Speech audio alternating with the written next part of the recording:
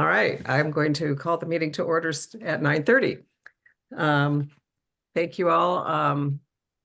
Welcome, everybody. I'm going to go to the agenda and then we'll do our conflict of interest declarations. Wyatt, thank you for agreeing to take minutes today. Michael couldn't be with us today, so let me go to share screen and I'm going to set it so Tom can at some point.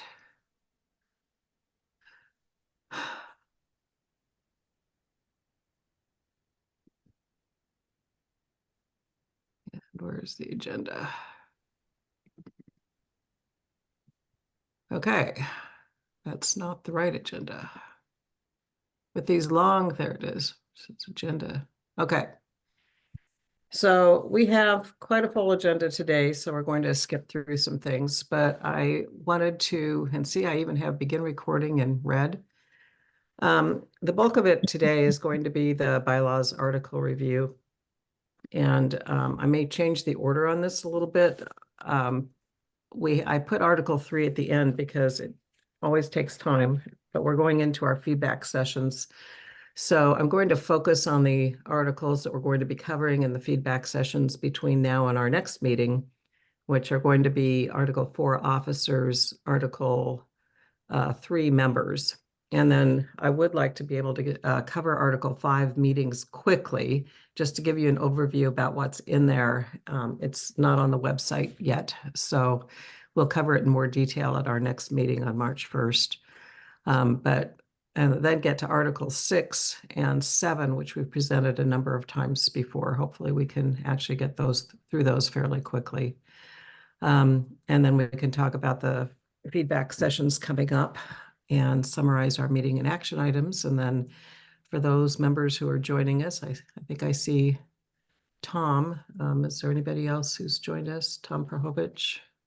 Thought I saw somebody else earlier. Anyway, we'll have public comment opportunity. And the meeting time may need to be extended, but hopefully we can get through this in 2 hours. So I'm going to be facilitating fairly aggressively. If we can't get to an article review to the point of having a recommendation to the feedback session, we can just go take them into the feedback sessions and get input. Does that sound fair to people? That works. Yep. Okay. Any additions or changes to the agenda that you see? Okay, I'm going to stop sharing. Agenda is as presented with possible future changes. I see Liz Vitale. Welcome, Liz. And Barbara Tiplick. Welcome, Barbara. And Bill Bush. Welcome, Bill. All right. So conflict of interest. I have none. I'm Bill Miller. I have none. Introduce yourselves. Thank you. I'm Bill Miller. I have no conflict. Thank you, Bill. Susan Schomburg, no conflict. Thank you, Susan. Wyatt Angelo, no conflict. Tom Sack, no conflicts. Thank you, Tom. Okay, so the minutes came out yesterday, but I sent in a number of comments. I haven't seen anything back. Did you guys get a copy of the minutes? I did, and I sent him a correction as well. Okay, so let's just hold off on approving any minutes until our next meeting. Okay, chair's report. So I have been set up with a new email address, ncacbylaws@gmail.com. So you may see some emails coming from me at that address. Hopefully you haven't had things bounce back, but I've already gotten a number of comments sent to that address from members. So I think it's a handy thing to have, and I appreciate Jeff setting that up. I've now been able to actually send out under that address too, so that makes it nice. Our general meeting was held on February 10th. I think it went well. Our presentation is in this meetings folder, and I had sent it out to you as well. I'm not going to go through it today. Our next executive board meeting, which will be the second one, is going to be Tuesday, February 20th at 7 p.m. You're all welcome to come. The registration link is on the NCAC website. If you're interested, if you have trouble finding it, let me know and I'll help you. It's going to be one day before our first feedback session. So I'm I'm going to talk with them about the articles that are coming up before that feedback session, particularly. Before between the two board meetings, and discuss issues and particularly articles that are pertaining to the officers. So like Article 4 officers would pertain to officers. Executive Board Article 7 will pertain to them and get their feedback on some of those things. You probably saw yesterday that an announcement came out about our feedback sessions coming up, and Jeff has put everything out there on the events page. There are multiple ways to be able to get in and see the feedback sessions. The signups are set up for each event, so if you could please sign up for the meetings as well. They'll all be on Zoom, and we will be adding documents for that particular feedback session as it gets closer to the feedback session. So I think we'll talk about the feedback sessions a little bit later in the meeting, but I want to do it before Bill has to leave at 11:15. So I want to do that before you leave, Bill, to talk a little bit about the format. I have a draft template for the agendas for those and a format. I may And have to leave otherwise, what's that? I may have to leave at 11, Nancy. I actually have to leave the house at 11:15, so need a couple of minutes to get ready. So Okay, all right, thank you. So you guys have done an incredible amount of work over the last 2 weeks since our last meeting on the articles, and I just appreciate everything everybody's doing so much. It's been absolutely a delight to work with each and every one of you. Just unbelievable. So I'm going to not talk about the Bylaws Committee webpage because frankly, there hasn't been that much progress on that yet. So we'll defer that to the next meeting. Bylaws article review. I'd like to start with Article 4 officers, and that's Bill and me. So I'm going to share the screen, and you should have been able to see this over the last couple of meetings, actually. And I'm going to go ahead and do this in a PowerPoint so we can make some changes. This is not live. As you can see, it's been a while since we have looked at this. So, Bill, would you like to lead the discussion on this? if you can flip the slides, Yeah, can you see them? I can see them. Yeah. Okay. So why don't you go ahead and, so basically this article has version 4 has certain changes, version 5 has certain changes. So do you want to go through those? Yeah, the main changes are flagged here in red. We have communications coordinator, which we had moved into this section. Now we moved it back out. We've got some term limits that hadn't ever been in before. I guess it's a new thing. We moved some stuff around the places where it made more sense to be instead of in this section, like the nominations and elections. Actually, it moved here. Yeah. Another entirely new section is if you're a bad boy, how do we get rid of you? And so we've added that in here. Okay, so we've moved a couple of things back in, like communication coordinator moved from subcommittees and back in here, which is where it had been, and then nominations and elections are here. So this is kind of our boilerplate. Yeah, typical slide that's with every one of them.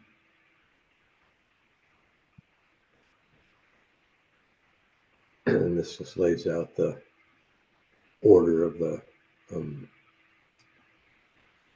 bylaw, the Article 4 bylaw. You see, we added a parliamentarian in. I think, did we discuss that earlier with them, Nancy? Or No, we haven't had an opportunity to bring this forward yet. We'll raise this parliamentarian thing when we get to it. Communications coordinator was already in. The reason it's in red is it's been moved back to this section. Okay, and I think, so this is in little tiny words, so let me see if I can. So anything in red, we've changed the wording on, and I don't know, can people see this? I'd like to be able to get rid of this side of it over here, but let's.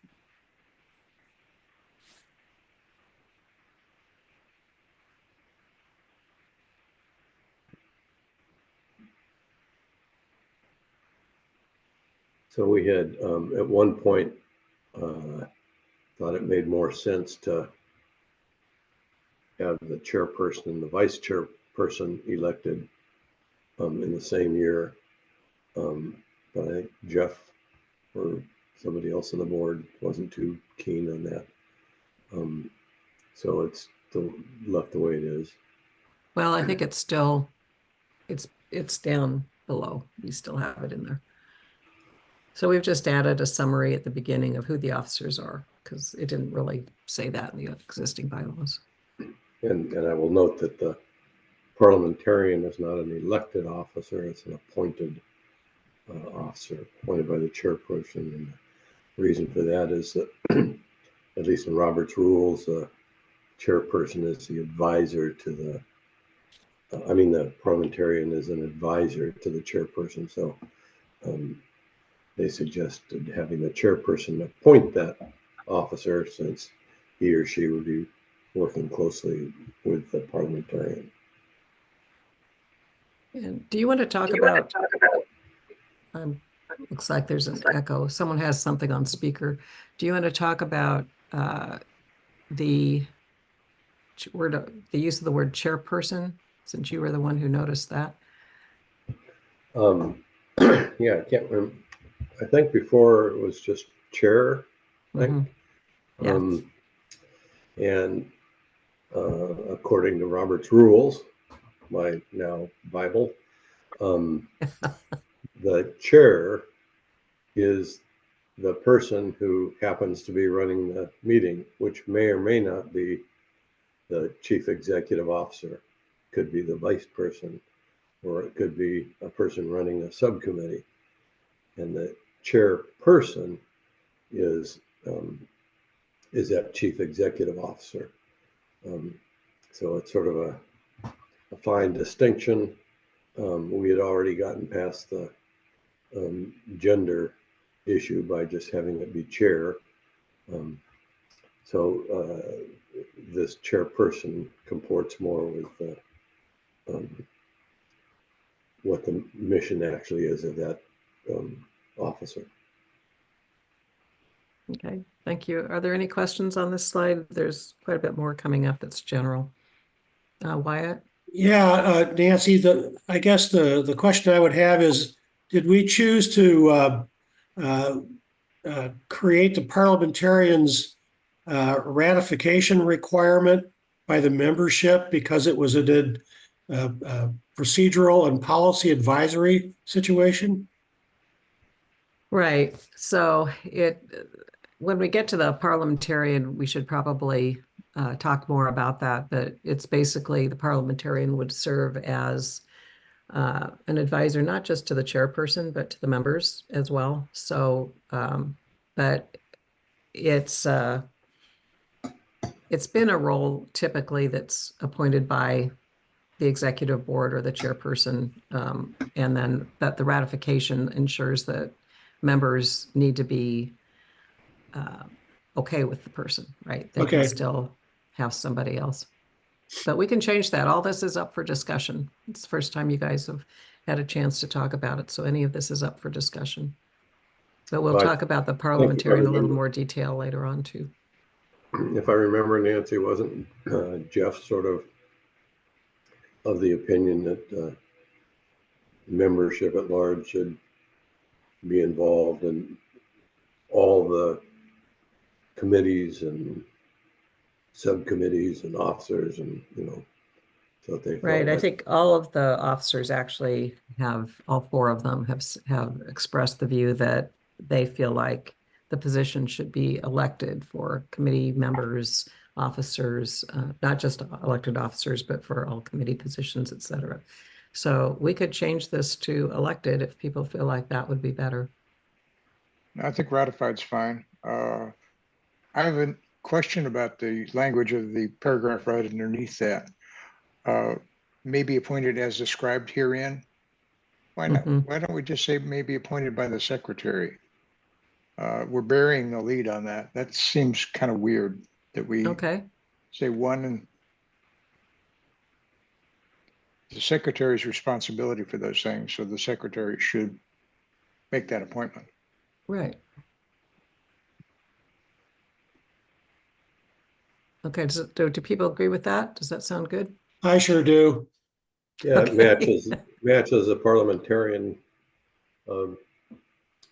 procedure just above that. Okay. There's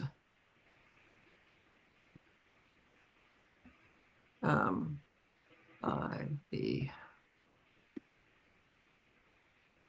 I should love All right. how PowerPoint helps you. Right. All right, I'll fix that line, but this is But why I we have it. wonder if it should it also have that tail there subject to ratification by the membership? I don't think so. The reason for that is it's just a mechanical thing. It isn't directly impact the running of the business of the organization. So I don't think that's as important. Now, the the executive board may disagree. Why don't Uh, we, we'll put that in as a question, ratification. And when we get to this part of it, we can rediscuss Yeah. that. How does Okay. that sound? Yeah, Okay, just I'm gonna, one quick thing on that is that's liable to be a floating position. right. Somebody come in, go out, and it probably doesn't matter. But we don't want to have to halt things for another meeting in order to be able to have that Right, function. we had actually taken it out as a committee, I think, a couple of meetings ago, and Yes. taken it out of subcommittees and put it back in here so that it would be more of an ad hoc kind of a function. Okay, any other questions on this page? Got a quick question. The parts that are crossed out dealing with Mhm. term limits and the specific dates of when they serve, is that further down in this? It is. Okay. I probably should have waited and put those further down. So, I mean, sorry about that. I think let's go to the next slide. I think it'll be on there. So this is the duties. The only thing that we've changed here is as that the chair will coordinate the activities, but they're not going to appoint the subcommittee members because we're recommending under subcommittees that those be elected positions. So, and with the officers have been uniformly supportive of taking away that authority of themselves. So Nancy, I otherwise- just noticed very first line, the duties, it should be the duties of the chairperson. Thank Ah. you. I Very cannot good, imagine- Bill. I cannot imagine how we missed that. Well, I Because it's certainly right up should top. have. That's the best place to miss them.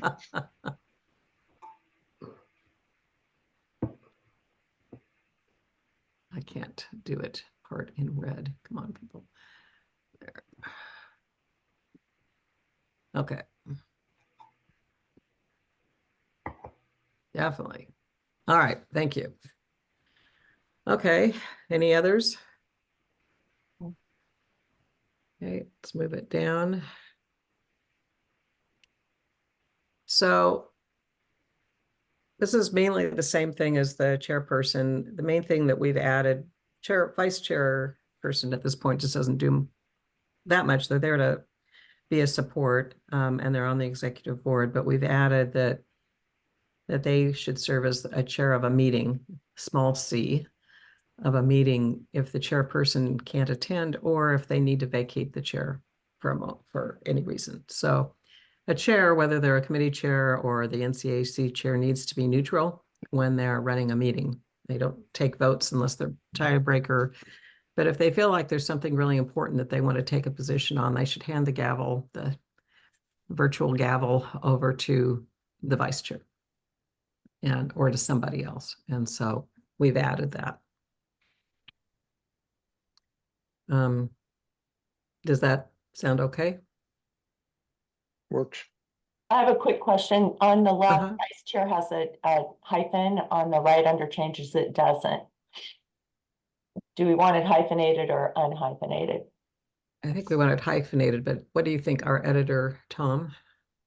And should the C in vice chair be capitalized?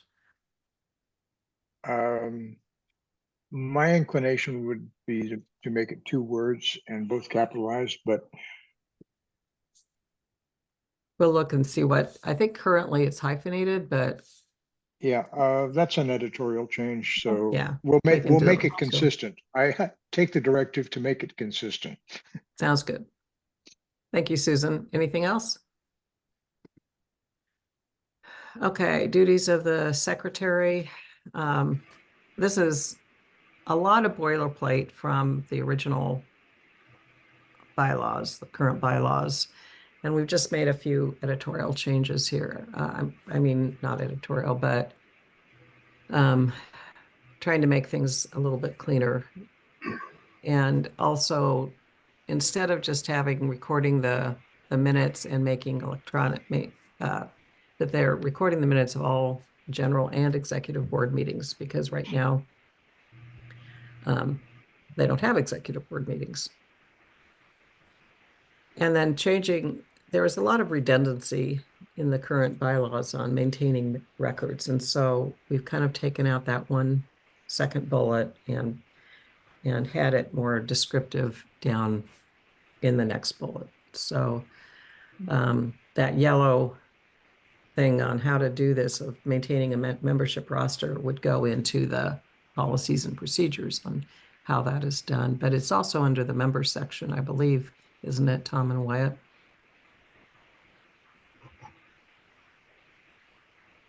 You're muted, Tom.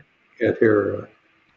Yeah, we do mention that what it takes to be registered as a member, and so Okay. that's the format that's required. So, so has that been resolved? We don't need this highlighted? That's a reminder that we need to do that. I think that's okay to leave there. There's Maybe some, change it to policies and procedures. Yeah, that would be a way to do it, Nancy. yeah, good enough. It's not possessive. Nancy, Thank you. Yes. or you go down through those sub bullets and then the next one where prepare is crossed out. Mm-hmm. It looks like maybe the bullet is also crossed out. Yeah, there is not a way to not do that. So Okay, the all bullet right. that I've been able to find, so the bullet exists, but Yeah. I haven't figured out, and maybe Tom, you could Yeah, tell me it's how one to of- keep a bullet when the first word No, is crossed It's one of the out. punishments for using PowerPoint. But in all of these cases where there is a continuation of their, maybe if I had a space or something here, No, yeah, it's No. all That's all right. it just find won't. yourself knowing what you want to do. Yeah. But yes, I'll see if we can fix that before we actually get into the feedback session. Oh, and then in the next bullet it says relay relevant electronic. I think the word or should come out also. Where are you? Just below the Here? bullet. Yeah, right Yes. there. Okay. Okay.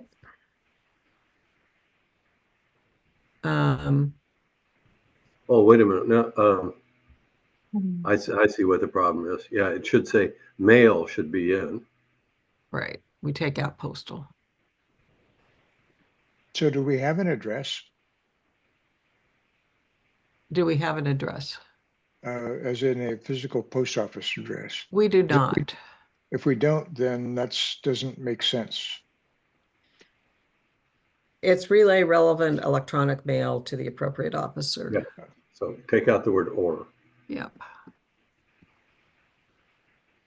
Okay. Because that is something that they do is they they have the info at ncac.gov Yeah, that was or just whatever it is. concerned about the Right, USPS doesn't, yes, isn't thank in you. there. Where does one send money to donate to the committee? You know, that's a really Oh. good question. In fact, it's something I've kind of wondered if we should add somewhere in the bylaws is a way to have donations accepted, maybe under treasurers. No, that's BMP.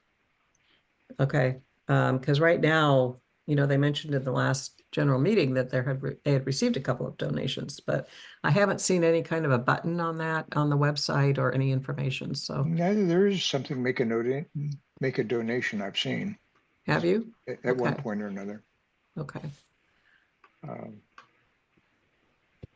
Okay. So I think we've tried to capture it goes on. So let me go into the second secretary here. Oh, no, it doesn't. So it's some of these. So this is kind of a broad brush list of duties for the secretary. Later, we'll get into the communications coordinator, where some of these things get repeated or itemized further.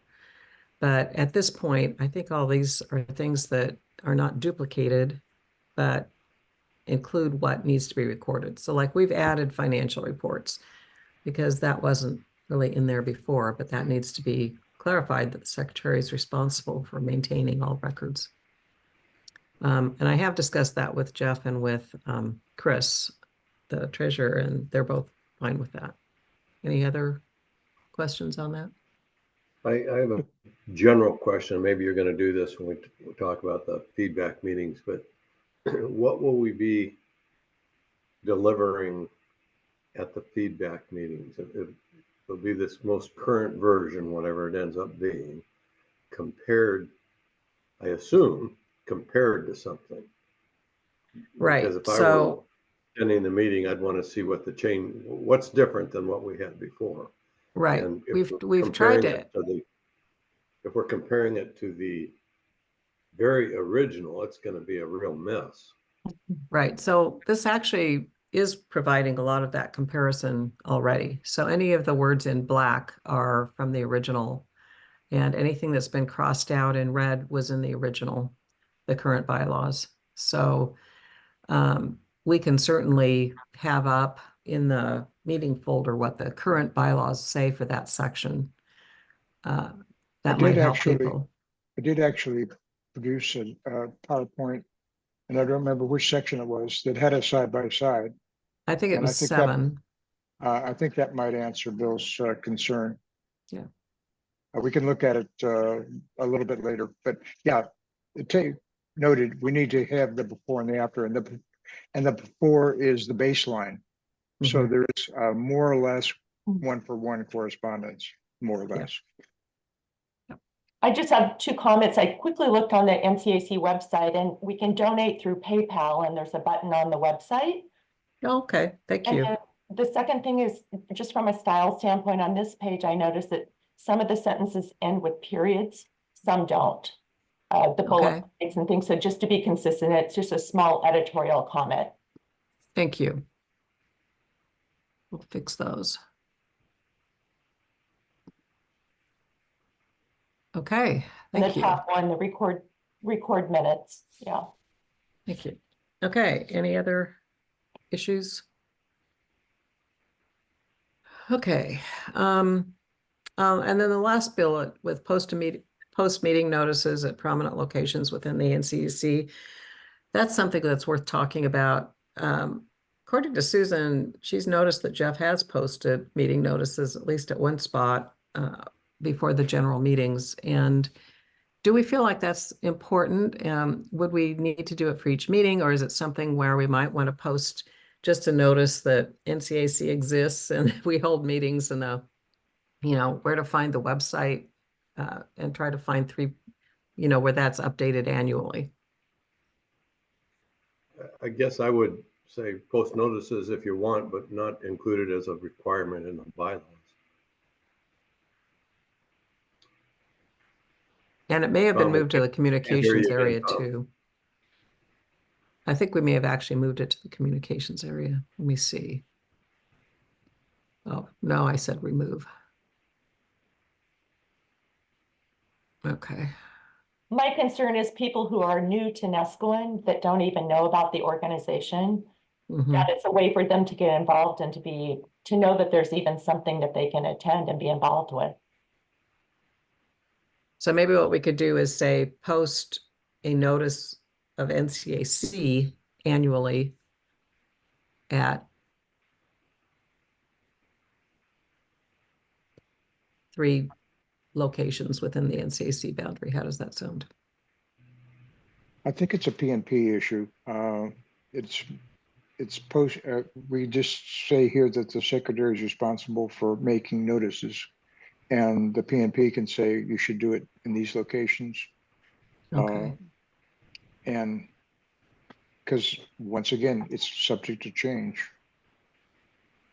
That's a good idea, Tom. I think we're going to have to really kind of look at physical notices locations. And Susan's got a great point about alerting people to the fact that they exist. But Mhm. P&P, I think, can be more flexible if it includes that. Yeah. And I Does that was sound here a okay? year and a half before I understood that this organization existed. So Okay. Does that sound all right? Okay, let's go on Yep. to next slide. Okay, the treasurer duties. We have gone through this with Chris, our current treasurer, Silkowski, and he was fine with it all. So everything in black is the current wording, and we've just added to that he should coordinate with the other officers in the preparation of the next year's budget. Currently, the bylaws say that the treasurer develops the budget. Now, we're not talking about an extensive budget. It's, I believe, around $1,100 a year from what I'm told. So, or up to maybe 1,500, depending on how many people donate. But it does seem like would be a perfect opportunity to use time in an executive board meeting to develop a budget for approval by members. I think they might look Receive- at the last bullet, Nancy. That's the one that you and I didn't have an entire agreement on. Okay, and so that's let's go sort of through all of them first. We have received the funds of the NCAC and deposit them in a timely manner. We struck in accordance with officers' directions. And prepare and present a written treasurer's report at scheduled meetings. So that's something that sometimes there has been a treasurer's report that's been verbally presented, but it wouldn't be that hard to, and Chris thought it wouldn't be that hard to do a written report that could just go into the meeting folder for that meeting. Then make an annual financial report to the membership. Right now, that doesn't exist in the bylaws. And that would be different than a regular meeting report because it includes how did the expenditures meet the budget plans, includes a list of the gross receipts and disbursements and that kind of thing.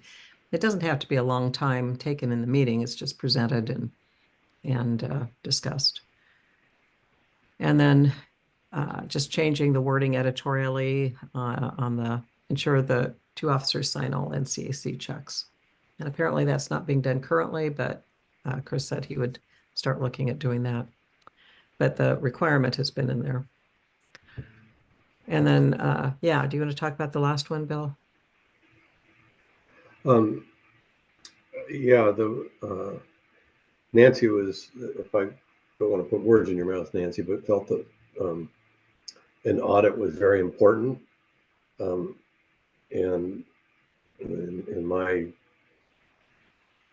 somewhat limited experience, audits are pretty expensive, even for, and if we have whatever it is, a $1,200 budget, you're going to spend $600 on an audit. That didn't make any sense to me. So we sort of reached this compromise of an audit by a volunteer. If that was, I think we put appropriate or something. I think we said if required by the executive board. We have a lot of wiggle room in that. Yeah. So they can decide whether or not there's a volunteer around to do an audit. Yeah. Audit would be nice, but it's a little hard to imagine that anybody's going to fleece us. A bunch of Yeah, money not on for our budget. and I agree with you, Bill. I mean, certainly wasn't thinking that we would pay for an audit at all. Is there corresponding language in the powers of the executive board to cover that request? You know, I don't remember. Tom, do you remember? Or no, it's Wyatt. We're on that one. Yeah, and Do I we don't have that? remember, Nancy. Why don't we keep that in mind when we get to executive board? I don't think so. I think it's under treasurer, but we should look at that. I'm not sure that's Anyway, it's necessary, is it? basically, it just sticks in an audit. We could take this out if people don't feel like it's necessary to have. Well, I think the way we have it now, it doesn't hurt anything. It's pretty benign. So, pardon, but it's a very ugly sentence, but okay, I'm not hard over on it, just seems unnecessary. Okay, let me just say, all those in favor of keeping it, raise your hand or say aye. And all those who'd rather take it out, say aye. Aye. Okay. It sounded like you said aye. I mean, you were thinking aye, Tom. I'm neutral on it. You're neutral? I don't think it's necessary. I'm inclined to delete it, but I don't feel strongly about it. Okay. I actually don't feel strongly because the budget's so low. If it were higher, I think this is a really important paragraph to have. But I Doesn't would be sound fine like we're taking getting it out. anybody that's excited about having it. Yeah. So I think Tom's words in the past have been, if it doesn't make a lot of difference, why add it? So I will suggest that we remove that. Does that sound okay? Any objection to removing it, or does When you anyone say else feel? When you say suggest we remove it, I mean, this is something that wouldn't even show up, right? Because Exactly. We would just take it out for the next version Yep. that we would present. Yep. I mean, or we could present it to the membership, but I don't, it's up to you guys. Okay, any objection to removing it, not presenting it to the membership? I don't see why we're removing it. I think I mean, we got an awesome officer board, but if we got someone in there who actually was doing, even though it's a small amount, we're dealing with chump change here. I think it's important to have a check and balance, especially when it Okay. involves money. Do we want to take out this last part?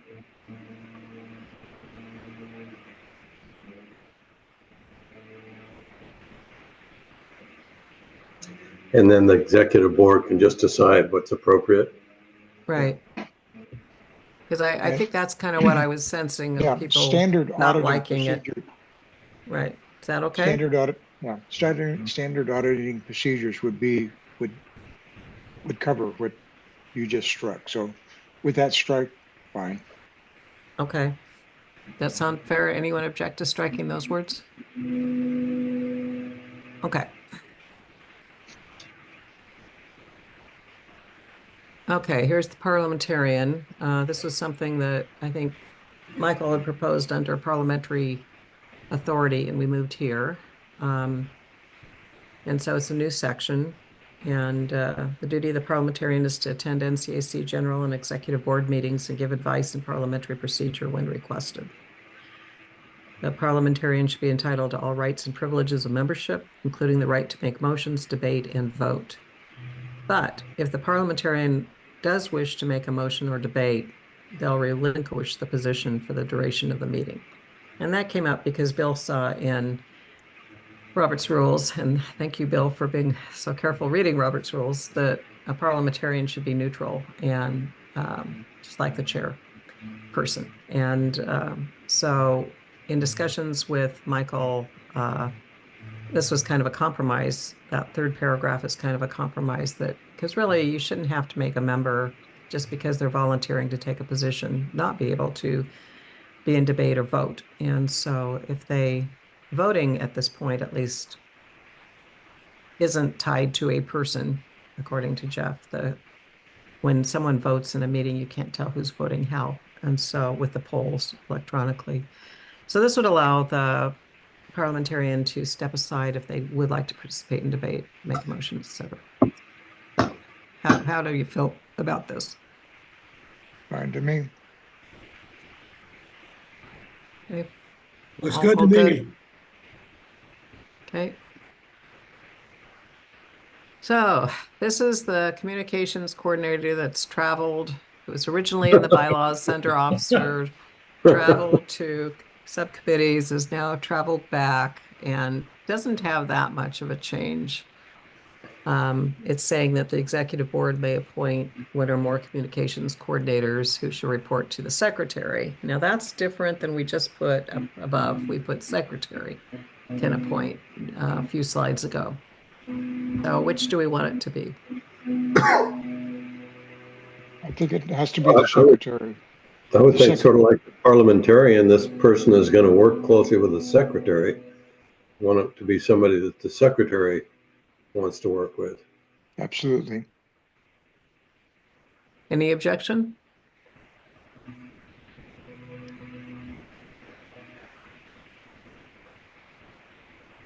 You shall report to, I think we can just leave that. There's some editorial stuff in there, but not important right now. Okay.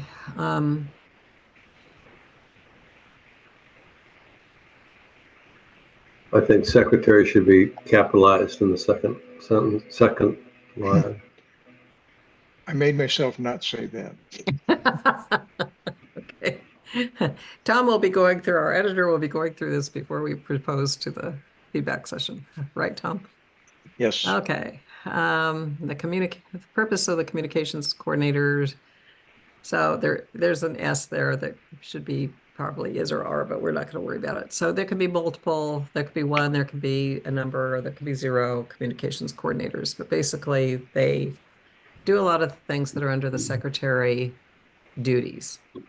And so we haven't really changed a lot of what was in the bylaws currently for this area.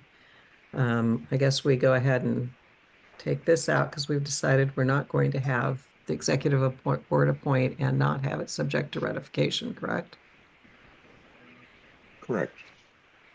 Okay. And it's new that the person reports to the secretary. The only thing we've added here is member records that that they can upload the electronic records for the NCAC to the cloud state database. So any discussion on this? There's more here. So we didn't make any changes to the second part of it, of posting, etc. These are all current bylaws.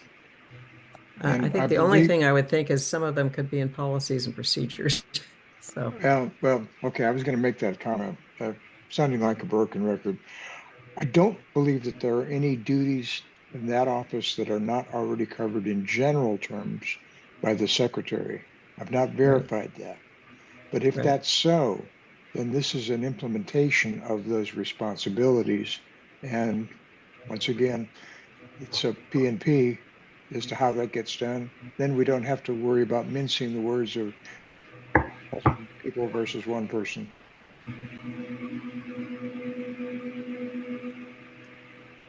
Yeah, I think perhaps move. Yeah, we may get pushback on P and P. We don't know. right.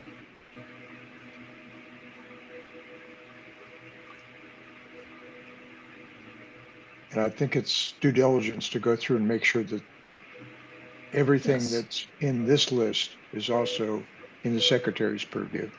Right. And I did not do that. And hadn't frankly, thought we about it. haven't either. So it's up to, I mean, Bill and I are on this team, but Tom, would you like to take that on, or would you like Bill and me to go back and I can try to check do that. Okay, I've got the original text that I can refer back to. That's a little bit easier to do that. So okay. once you Any- guys any- get done with it, then I'll clean it. I'll tidy it up, remove All those right. pesky periods at the end. Thank you. So, Bill, is that okay with you if Tom kind of Yeah. puts his editorial eye on it? Sounds Yep. good to me. Okay, so any other comments on communications coordinator? Because I do see a lot of duplication with secretary, that a lot of this could be moved out, that we, maybe with a simple I guess section. I'd make some cross-reference at least. Yeah, that I You think know, we could just have, just with the duties of the secretary or something, but right, and we could say in there that the secretary can basically assign a bunch of his duties, his or her duties, to the communications coordinator without specifying what they elect to. I mean, that's the beauty of this whole thing, is that it's all under the secretary, so they're going to be overseeing it. Yeah, and I suspect the reason that this section exists is because they didn't have a PMP. And they Yes, needed someplace to put out, to line out all of the things that needed to be done on a day-to-day basis. yeah. Okay, well, thank you for volunteering to do that, Tom. You don't have enough work to do, I know, so Oh, well, in all I'm sure your of that. free time here. Okay, enough said. Yeah, and I've said it's relatively easy to look at this versus the plan. Yeah. So nominations and elections, this, we're moving into this, into officers, because that's what Robert's Rules of Order suggests the format should be. And so, basically, we haven't changed a lot of what was in nominations and elections, except, right now, the current bylaws just talk about elections, and we're including nominations in there as well. So we're suggesting that elections be held in April instead of June, for one reason. It allows the newly elected officers to work with the existing officers to plan for the next year, including a budget planning, and their suggestions for committee members and that kind of thing to be presented at the June meeting. So that there are actually two executive boards running, the current one that's operating, and then the one that's going to be taking over July 1. It can be really effective at that. So I've discussed this with the officers, and they didn't really think it was that important, but I don't know, they haven't tried it yet. So I think it's worth a try, but if, what do you guys think?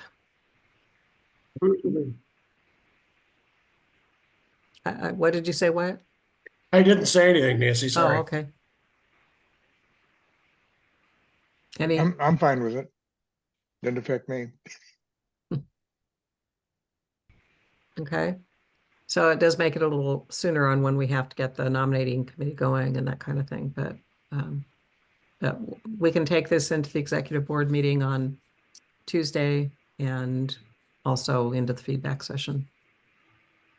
Okay, and then the Nancy. nominating committee, we changed from having to communicate its slate from 7 days to 14 days. It just seems like that notice goes out with the other meeting notices. It would be something that would give time.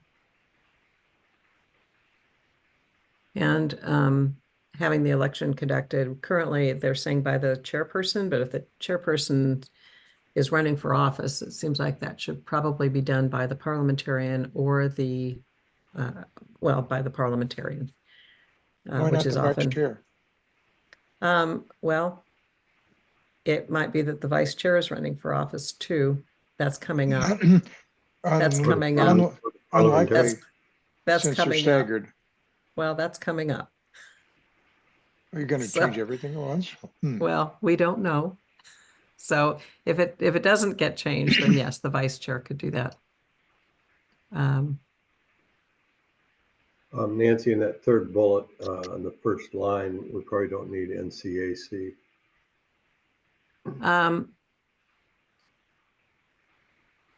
It's a title of the It could, well, meeting. the reason is that it could be otherwise be thought of as the nominating committee chairperson. Okay. Although that would be a subcommittee, but it doesn't say subcommittee or committee. And really, the nominating committee chairperson should be introducing the slate, but should not run the election. Okay. So That's why it says NCs. Makes sense. Okay, could we hold off on that part until we get past the rest of it? I'm good with that. Okay. So slide 2 of this, right now, it says that the secretary should present the slate of candidates, and just changing that to the nominating committee chairperson, because that's usually how it works. Yeah. Separate Makes sense. voting of the members present shall be held for each office under consideration. The current bylaws list the officers. That's already been handled in the earlier slide, so that was redundant.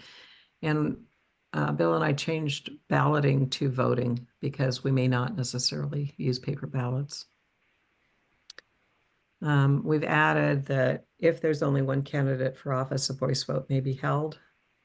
If more than one candidate, then a ballot vote should be taken. So we're trying to clarify that, and a member must be present to vote.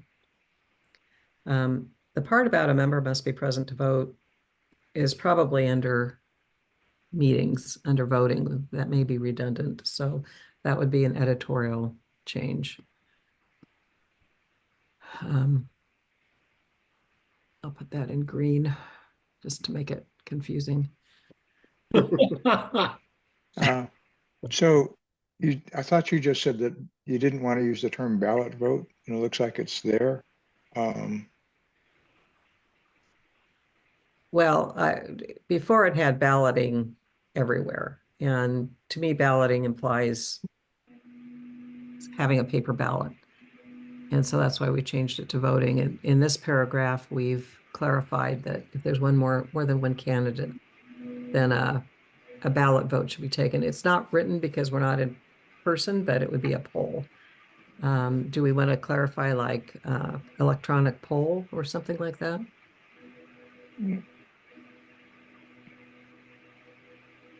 Yeah, I don't ballot. If your ballot was confusing above, it should be confusing below. So we can't use. No. The difference, Tom, is here we're distinguishing between a voice vote and a ballot vote. Two different ways to vote. And Okay. the place up above, we're just talking about voting in general, however you vote. Okay, electronic then I would say rather than ballot. If you don't want to use the term ballot because it implies paper, say electronic. In a hybrid meeting, not why though, we're- it could be paper for the people in the in-person meeting and electronic for the people on Zoom. Fair Well, enough. this says you have to be present. Are you present if you're on Zoom? Yes. Okay. And that's to be a discussion under Article Okay, 5 meetings. we're taking too much time on that. Let's go on. Okay, I'm fine with that. Leave it. okay. I know, Nancy, we discussed it in our section, but a member present to vote, a member or someone representing the member. Mm-hmm. So why don't we just take this out of here because it'll be covered under meetings. Does that sound fair? Or do you think? Yes. Yeah. Yeah, I remember editing that in some place. It was Article 5, yeah. Yeah, okay.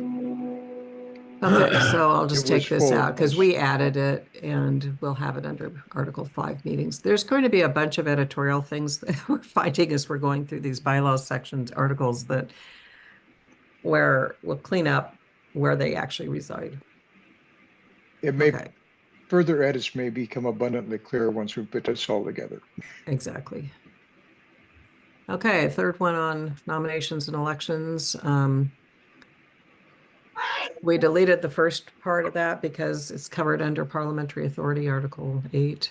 The winner of an election should be the candidate who receives the majority of the votes. That's not a change from current.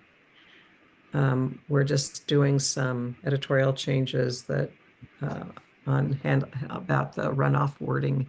Currently in the bylaws, basically, if no candidate receives a majority threshold, then a runoff shall be conducted at the same election meeting between the top two vote getters.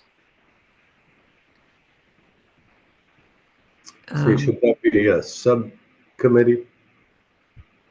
In the last line, is that intended to be the committee or subcommittees? Are you talking about bullet 1? Well, the only bullet, I guess. I mean, the one that says newly elected officers. No, that's the next bullet. We haven't gotten to that yet.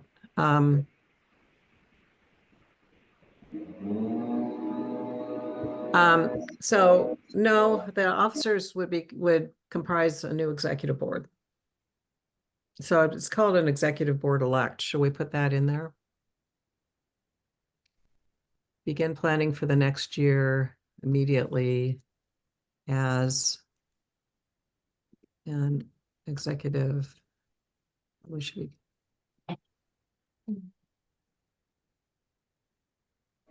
Doesn't the executive board include all the committee chairpersons too?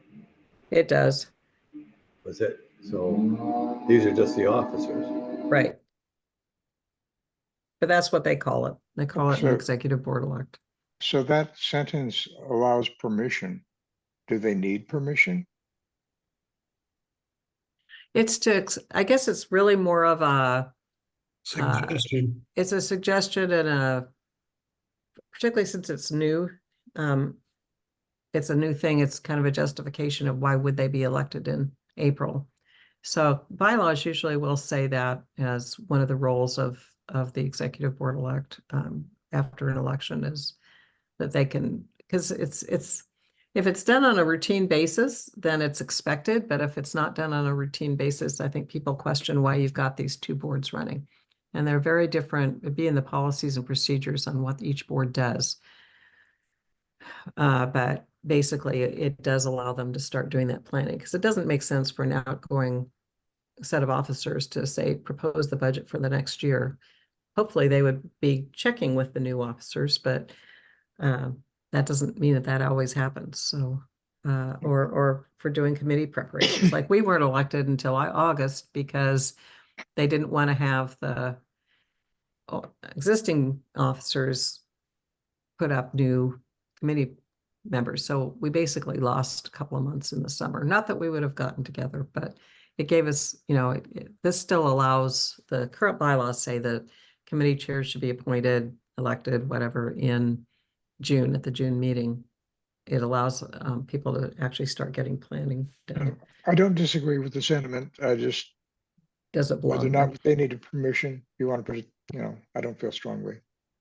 Okay, I don't think they need permission, but doesn't hurt. okay. And they can decide if they want to or not, I guess. It's a may in there. They're not required. Okay, term of office. This is a new section. It's moved from the introduction section currently, that part in black is existing. That elected officers shall serve staggered 2-year terms from July 1 to June 30th.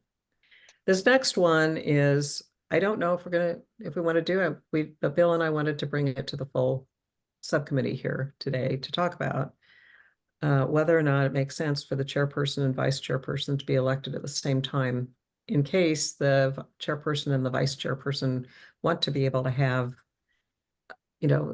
oftentimes the vice chair will move into the chair role the next year. But right now, the way it's set up and with these staggered terms, the chairperson and secretary are elected in odd years and the vice chair and the treasurer are elected in even years.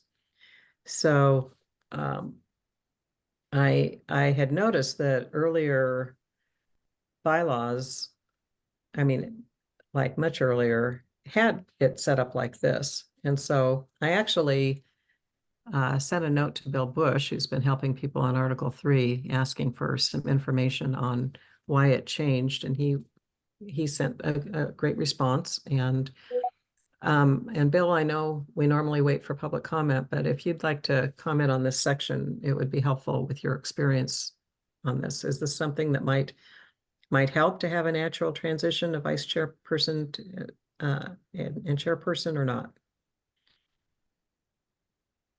Bill Bush. The only reason why we put things back on cycle to have the terms offset was the idea that there'd be some continuity in the leadership so that there would be carryover in the executive committee. If you do what you've suggested to have an overlap with the new executive committee and the old executive committee, that probably could serve the same function of providing the continuity and making the new officers informed on what issues are before them. Okay, so you don't have a strong feeling one way or another on it? No, I don't have a strong feeling. Okay, thank you. So we, what it would mean if we implemented this change, and I do want to discuss it with the at the executive board meeting on Tuesday, but what it would mean is that probably the existing chair would stay in office an additional year. And one of the other officers would need to stick in for an additional year. We'd have to figure out how you actually do that transition. I did talk this over with Sarah Absher, and I can't tell who's on the call. So Sarah, are you on the call? She had said that she didn't think that would be a problem at all. In fact, that she had that was how another organization she was a part of ran. It was really helpful to be able to have the vice chair move up almost automatically, but that hasn't been the way that the NCAC has operated. It could be that you have a whole new chair, or it could be the secretary becomes the chair, or somebody else. Like this past year, Mark was elected after not having been an officer. So I'm okay if we take this out. What do you guys want to do? I don't care. I would take it out, Nancy. Okay. Any other comments? And Wendell, do you have, Wyatt, do you have a particular reason?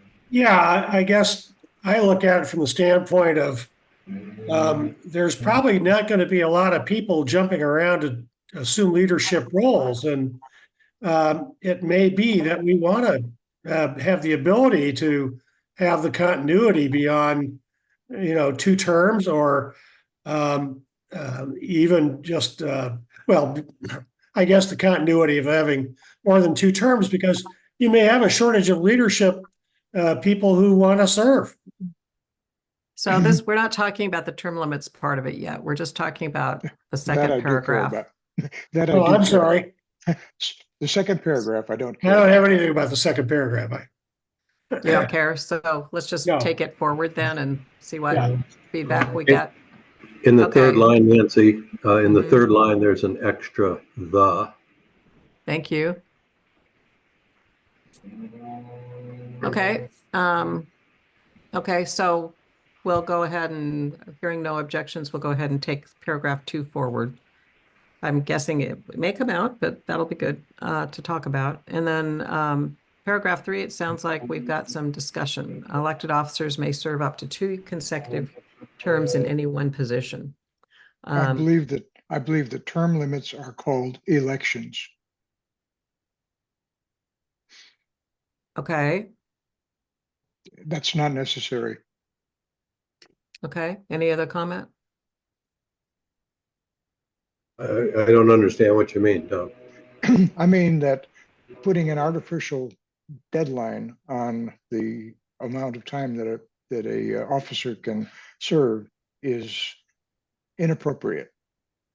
If the person is doing a good job and wishes to serve for more than 2 consecutive terms, which okay, good for them, then they should continue on if the membership agrees. And the membership provides the term limit rather than an arbitrary rule. Boy, I agree with that 100%. Besides the other point that I just made, there's an artificial belief that term limits served a purpose for people who gain seniority and therefore more influence than they should have by virtue of the seniority that they gain. We don't have that here. Okay, any other comments? I'm persuaded by Tom and Wyatt. Okay, Susan? Don't care? Okay, I could go either way. I think it is hard to find people to fill positions. I think that one of the bases of term limits is to try to get new blood in. If there is someone who's willing or wants to keep on being in the same officer role year after year after year, I think, there's been a lot of research that shows that the incumbent often has quite the advantage over others, but I can give on this one too. So shall we agree to take it off? I would. I do. Okay, any objection?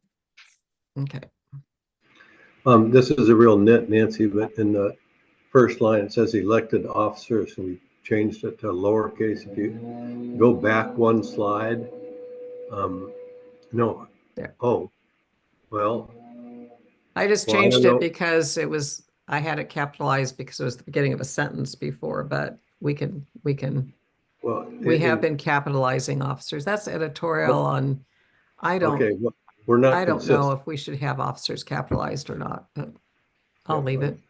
I think not, but I don't care. But Oh, on the okay. It is. previous slide, it is capitalized. We should just be consistent. Yeah. Yeah. So, Noted. and what do you think?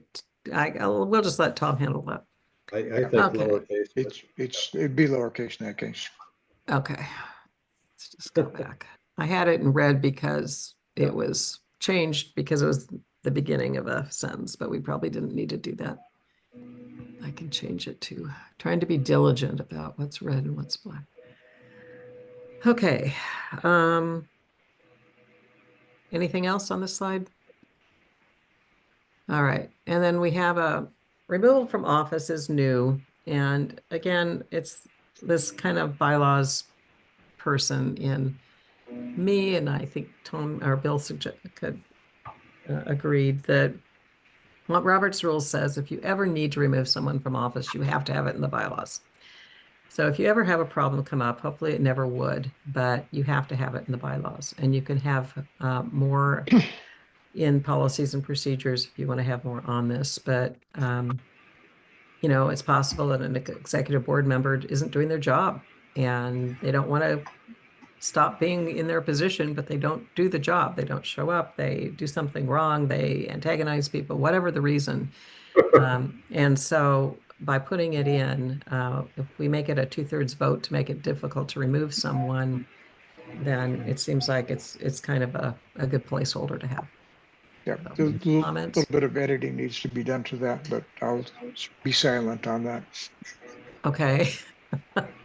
Okay. I agree So with it. nothing substantive, Tom? Nothing substantive. Okay. Wyatt? I agree with it. Okay. I do as well. Okay. Okay, can we move on then? Vacancies. We've just added the second sentence about seeing the nominating committee in Article 7 for this, where we reconvene the nominating committee. Otherwise, I think that is it. So going back into here, we can take out limits, added term limits.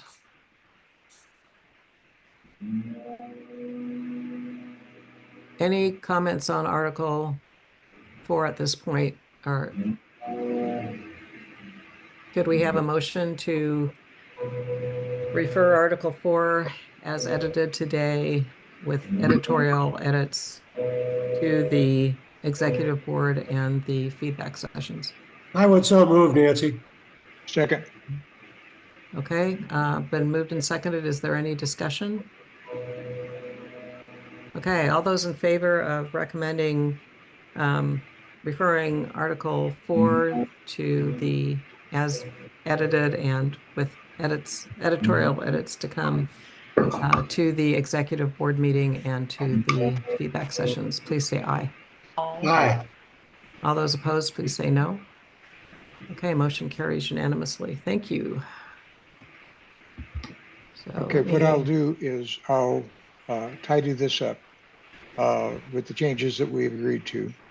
Then I'll produce another version that doesn't have all of the markouts. That's a little bit easier to read. okay, If I have time, I'll do a side by side with what exists. thank you. Thank you. And let Bill or me know if you want any help on any of that.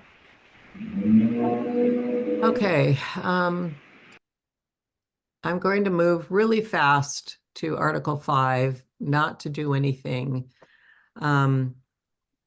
major with it, but just to let you know that what Susan and I have been working with, and we're not going to spend time on this today. Can you see it? Okay.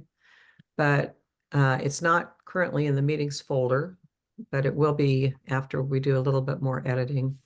And Susan and I have to apologize. She and I talked again about this on, I think it was Wednesday, I think, and it didn't save. Everything we'd been working on for 2 hours didn't save when my computer crashed. So I have been going through and re-editing, but it's not in shape yet to actually put up on the site, but we will soon. But just to let you know what's covered in meetings, the types of meetings that we have, when we can hold them, meeting notices. We've added a section called special meetings. Right now, there's a section in the current bylaws that talk about additional meetings, but they don't really, it's written more like emergency. So we're recommending special meetings. For example, if we need to have a meeting in May to go over the bylaws, we don't need a 2-day notice. It's not an emergency. It's a special meeting that may or may not happen. You meant 2 Emergency week. meetings. What's that? You meant 2 week, not 2 day. Well, no, in the emergency meetings, it's like 2 days Yeah, notice okay. can be Oh, happened. And gotcha. so Okay, by gotcha. a special Okay. meeting, we would have the Sorry. 2-week, the 14-day notice. No, I wasn't clear, so thank you. So the notice would be the same as a regular general meeting, but it's for a special purpose, one agenda item or two. Quorums are in here for all the different kinds of meetings. How to do motions are in here. Conflict of interest. Nominations and elections were moved from here to officers that we just went through. Registration of meetings is in here, and voting is in here. Not who's eligible to vote, but how voting is done, recorded, and some communications. So we'll have that up, and we'll be prepared to talk about that first thing at our next meeting, because we Article 5 will be happening at the feedback session after our March 1st meeting, right after. So does that sound okay to everybody? It looks like Tom would like to have the quorums just highlighted to see what you're thinking about quorums. Oh, okay. Tom Prahovich? Yeah, the other Tom. Okay. Let me just go back.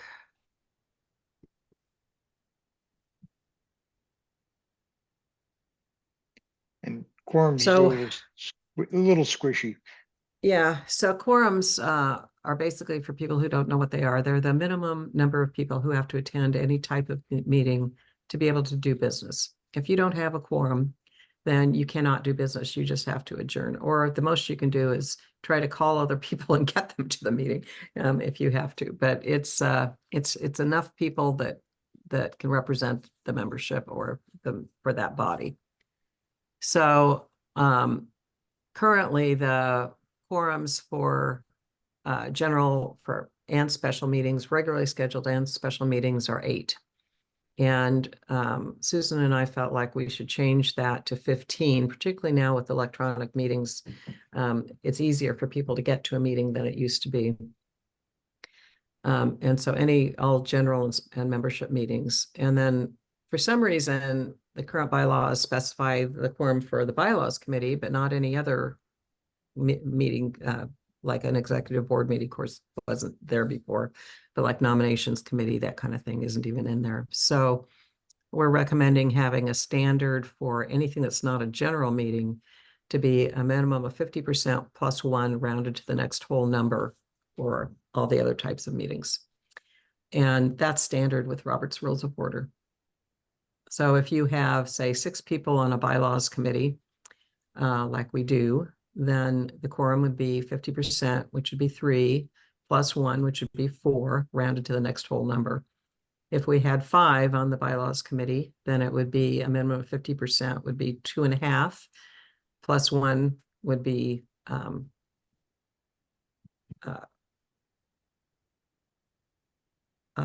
plus 1, rounded to the next whole number. So it would be 4 again.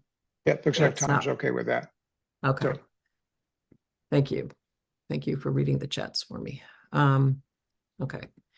So we'll go over that again. Anyone who's interested, hopefully this will go up on our document site for the next meeting in the next couple of days, and people can go get those. Okay, so we are now at Can I just ask, 10:46. can I ask a question about the quorum? Yes, The way you phrase it, it says you can't um, have any discussion or vote. And I thought that you just couldn't have carry on valid business. no, you can't even discuss. Open meeting law gets in the way. Unless you have an official meeting, you can't do anything. And even Okay. outside of OPBL, Robert's rules, there's no discussion, no business at all. You can't do anything if you don't have a quorum. It's pretty important. Okay, so I'm going to, before we get into Article 3, which I think we need to do, I'd like to, since Bill is going to be leaving, I'd like to be able to get into the feedback sessions a little bit, because Bill's going to be instrumental in that, if that's okay. So any objection to going to feedback session part of the agenda first? Hopefully briefly. Okay.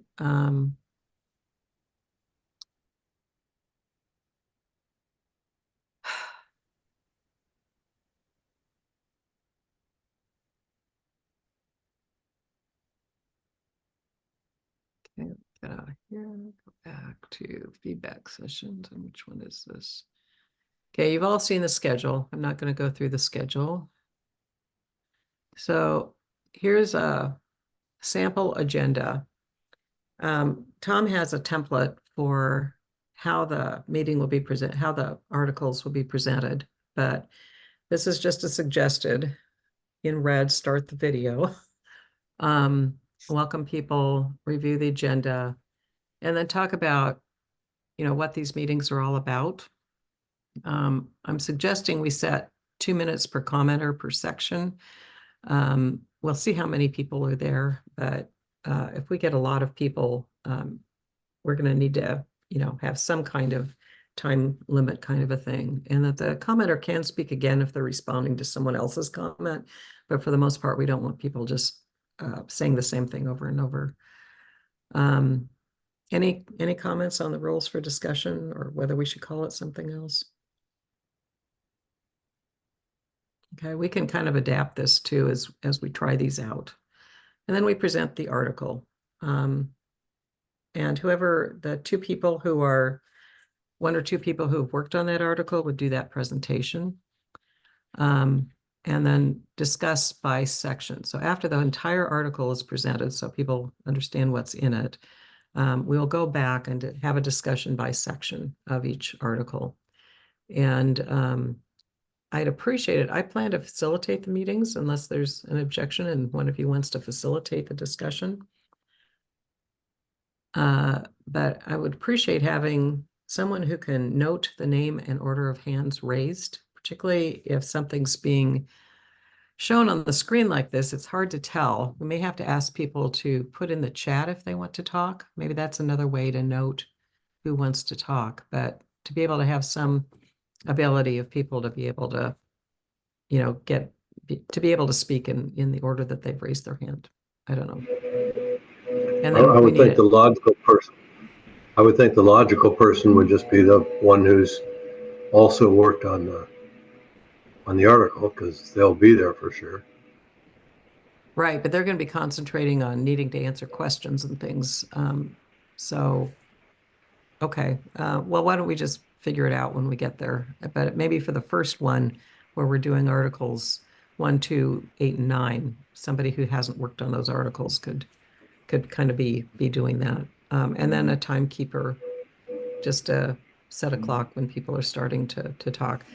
We hadn't initially set a time for our public comment in our meetings, and it was suggested that we do that, and I think it's a helpful thing to have in these discussions too. We want it to be informal, but we still need to be able to have a structured discussion, particularly on Article 3. So, question is, should we, when the discussion ends, take a show of hands vote?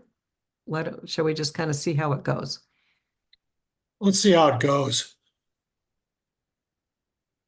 Yeah, I think we can probably, if there's a lot of pushback, we can say that, well, this is not ready for prime time. If there's not a lot of pushback, then maybe a poll would be appropriate. Okay. Because I'm thinking the only article right now we have going more than once is Article 3. We do have a placeholder at the end, although that didn't get publicized in the meeting notices, but if we do need to take something back out. And then have an overall discussion on the article.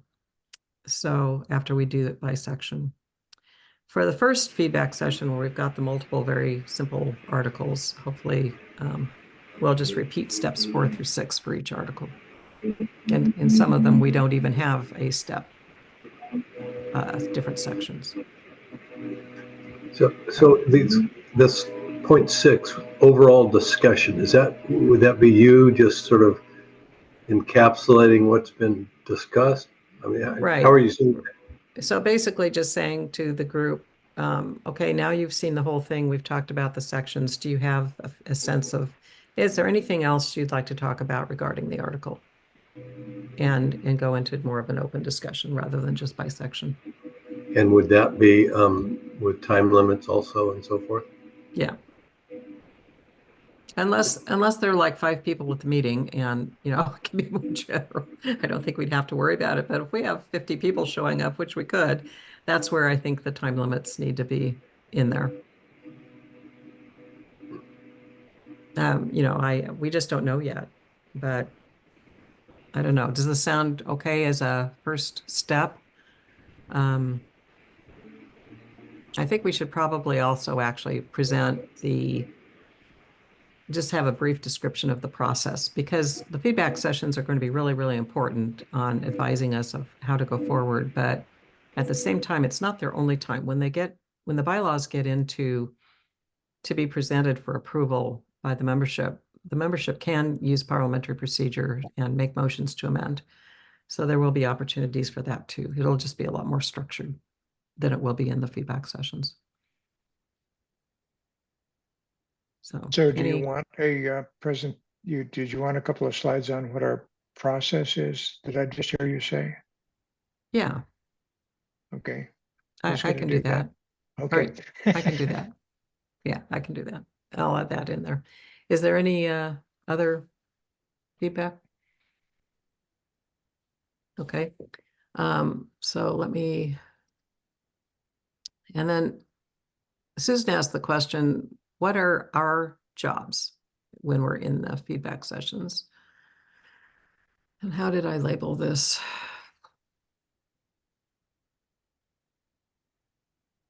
I wish I could make this whole thing longer. This is You the could sections. by reducing the resolution. I don't know how to do that. That's just the schedule.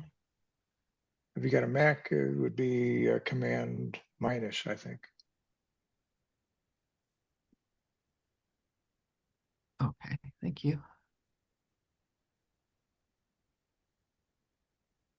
Did I not get it on here? Thought I had something on roll. Well, yeah, it's not it. Oh, well. So basically what I'd like to suggest is that our job is here to listen to the membership. And, you know, for the people who are presenting, to kind of answer any questions that come up, but on these articles that we have approval for, really any of the committee members can answer questions that come up. But we're really here to hear from the members and not really enter into debate, but we could do some clarifying, this is why we're suggesting this or that. What do you think of that? But I think it's really going to be, we want to hear, are we completely off base? Are they okay with it? So does that sound okay? It does. Yep. Okay. Okay, so any other issues regarding the feedback sessions? Okay, let's move on then. I'm going to go to executive board next because I think we can do it quickly. It's been brought to us a number of times and it's not the right one.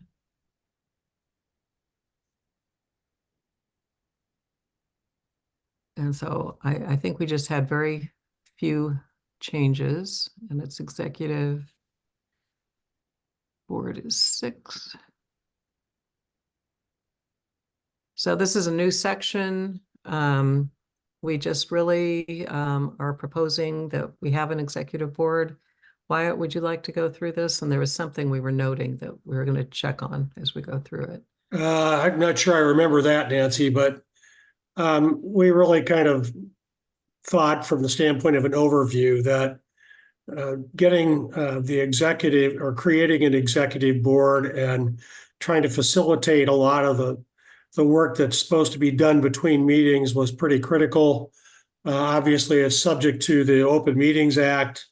This is probably going to be a work in progress based upon how they feel about it at the end of any given year, and we may tweak it as the officers of the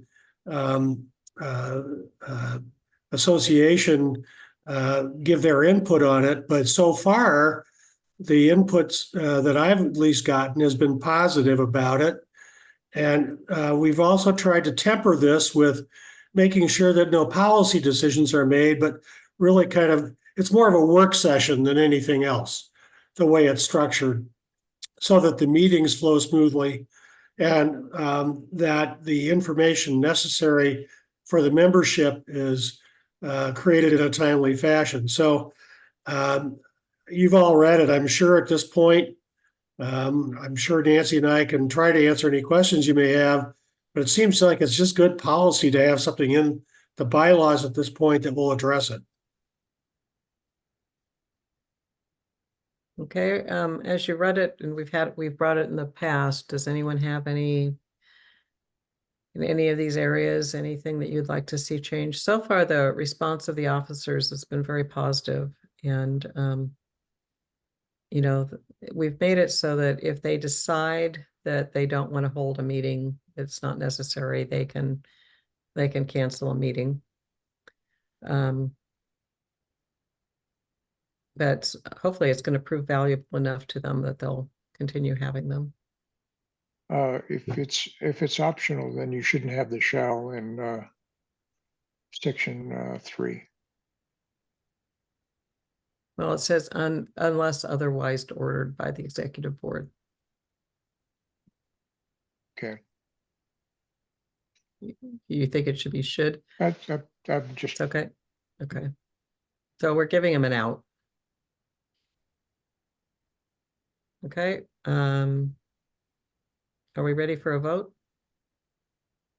Yep. So could we have a motion similar to the last one that we refer Article 6 as presented to the executive board and to the feedback sessions for discussion?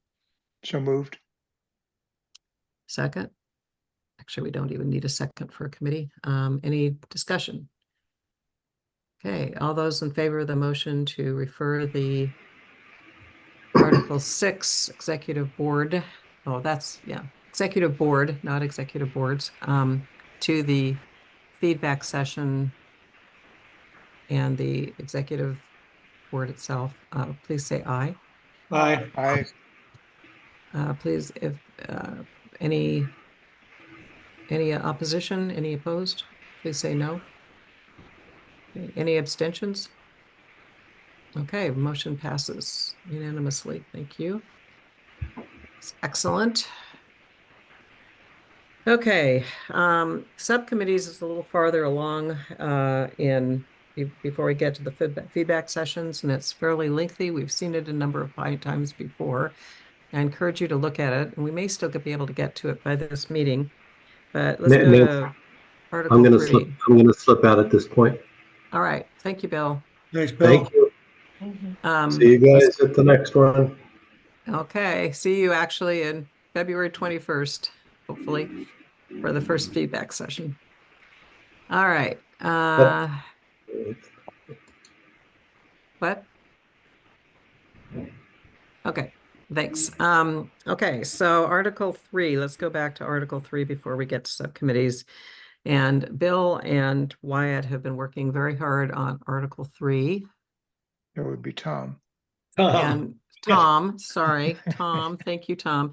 Do you want to go ahead and share, Tom, your screen? And we won't do it from mine. I'll stop yeah. share.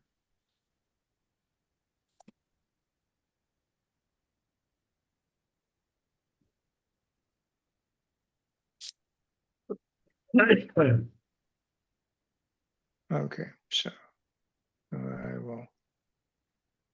If you do that double arrow thing, you can shrink that to nothing. Thank you. Okay, so talking about a learning experience, this has been a serious learning experience. I did not know I had as much ignorance as I've displayed. Okay, so the summary of version number 18 is that I've reordered the slides to correspond to the order in the bylaws as they are written now. Dropped some text for vote of qualification, restored it. I had accidentally dropped that and I restored it in red. The title changes on a couple of slides. Basically what we've got here is we're boiled down to having some decisions by the subcommittee. I've tried to crystallize those as best I could from the feedback, both formal and informal. I haven't had any rocks thrown at me physically, so I'm good. I'm happy about that. I'd like to say that I don't have a particular desire on any of these. I know how I will vote on them, but I'm trying to present these in a neutral fashion. Okay, so that's the boilerplate and that. Okay, so the first thing is where the qualifying, what our borders are. And we're going to have two options. The one option which I was promoting as a possible compromise or clarification, I should say first out that the fairly woolly existing text bothered me from a definitional viewpoint. It wasn't really very well defined. And that's evidenced by the fact that I didn't understand that the Slab Creek residents weren't included in that. I thought they were not included in that, reading the text.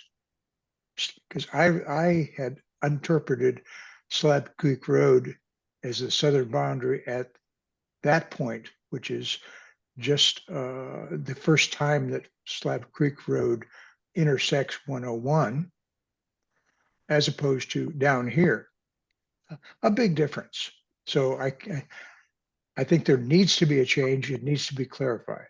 One way of clarifying it is outlined in red. This includes all of the people, the sections that have zoning which corresponds to somebody living there. And in other kind of informal communities are not included.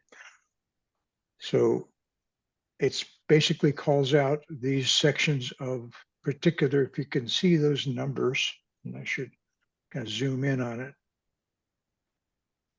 You can see that 19 there corresponds to that 19 there. So that's the correspondence. So it's basically all of the Nesquin community as has been defined, plus sort of a buffering area around it, plus the Slab Creek area. So that's option number one. Now, option number two, Bill Bush and I have had extensive, and also Wyatt, have had extensive conversations, and I'm persuaded that this is also a reasonable boundary, which is to say the watershed of Nesquin, the Nesquin watershed. This particular map is fabricated on my request by Bill Bush, just to show the correspondence between what we have been considering and what we're considering now, because I was confused as to whether not everything that we had what was covered. I want to make sure we didn't accidentally exclude someone again. So this is what you can say. What you can say about it is there is a reason that we care about the area, which is the watershed of Nesquin. If we don't have water, we die. If we don't have the natural resources that make this community vibrant, then this is not the same place. So that persuaded me to say that this is actually a reasonable boundary. And I know I've talked to, had email with a couple of you individually. What are your thoughts? Wyatt, would you like to speak to this also? Yeah, and I don't know if everybody's been privy to the communications between Tom and Bill and myself to a limited extent about the back and forth that's gone on. But if in fact we can put that somewhere where people can access it, it might be helpful for future comments from our committee as well as the public. But I am really strongly persuaded that this area is what should be our area of responsibility. And I guess I look at it to expand on Tom's comment, that there is nothing more important to us than protecting our watershed. And it seems to me that if we exclude part of our watershed from our area of responsibility as a committee, our voice about what happens outside of that, but in the watershed, will not be as strong as it is if it is included in our area of responsibility. So in addition to all the stuff that Bill and Tom have kicked back and forth, I think that's a really compelling reason for us to expand our boundary or our area of responsibility and membership, by the way, so that we have a stronger voice with the county, with the state, and with the feds about what goes on in that watershed and the development that might occur within that watershed. Thank you. I do want to note there is a third option that's been mentioned by different people, and that is using the official boundary. And basically at the last meeting, Sarah has told us we can't do that. We can't take out people who have been members before. Oh, we can't disinclude? I don't remember her saying that, but I'm glad to hear that. Yeah, I went back and listened to the video again last night, actually, and she was pretty clear. Okay, so it's inclusive rather than exclusive was code for you can't cut anybody off. Yeah, she actually, okay. Tell me if I'm wrong, Wyatt, but I'm pretty sure I heard her. I was listening because I was reviewing the minutes and listening for this. I think that's correct, Nancy. Okay, so we can't, that's not an option anymore. I'm actually glad to hear it because I really didn't want to drop anybody who hadn't been. I think it's good to include it on the map just to show what it is, but yeah. I guess one other comment that from a structural standpoint of the bylaws, having a boundary that's geographic rather than political, like the watershed, seems to me to be a little bit easier to show to people and say, do you live within this area? And if so, great, become a member. And that boundary is so inclusive that I can't imagine that we would exclude anybody. But at the same time, it's pretty easy to look at it and say, oh yeah, that's where I live. So I would hope that we incorporate the map as part of the bylaws for ease of administration by the officers in determining membership and voting. So I know that we got some pushback with last meeting's map of the voting district, voting precinct.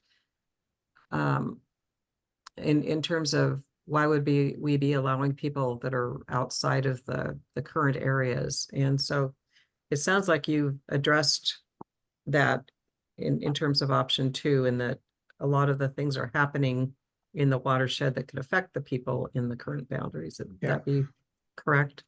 Yeah, Yes. the areas here, 3 Rocks, were included in the previous suggestion, and an area off in here around Highway 18 were included. So this does not include those areas. Okay, And Bill had outlined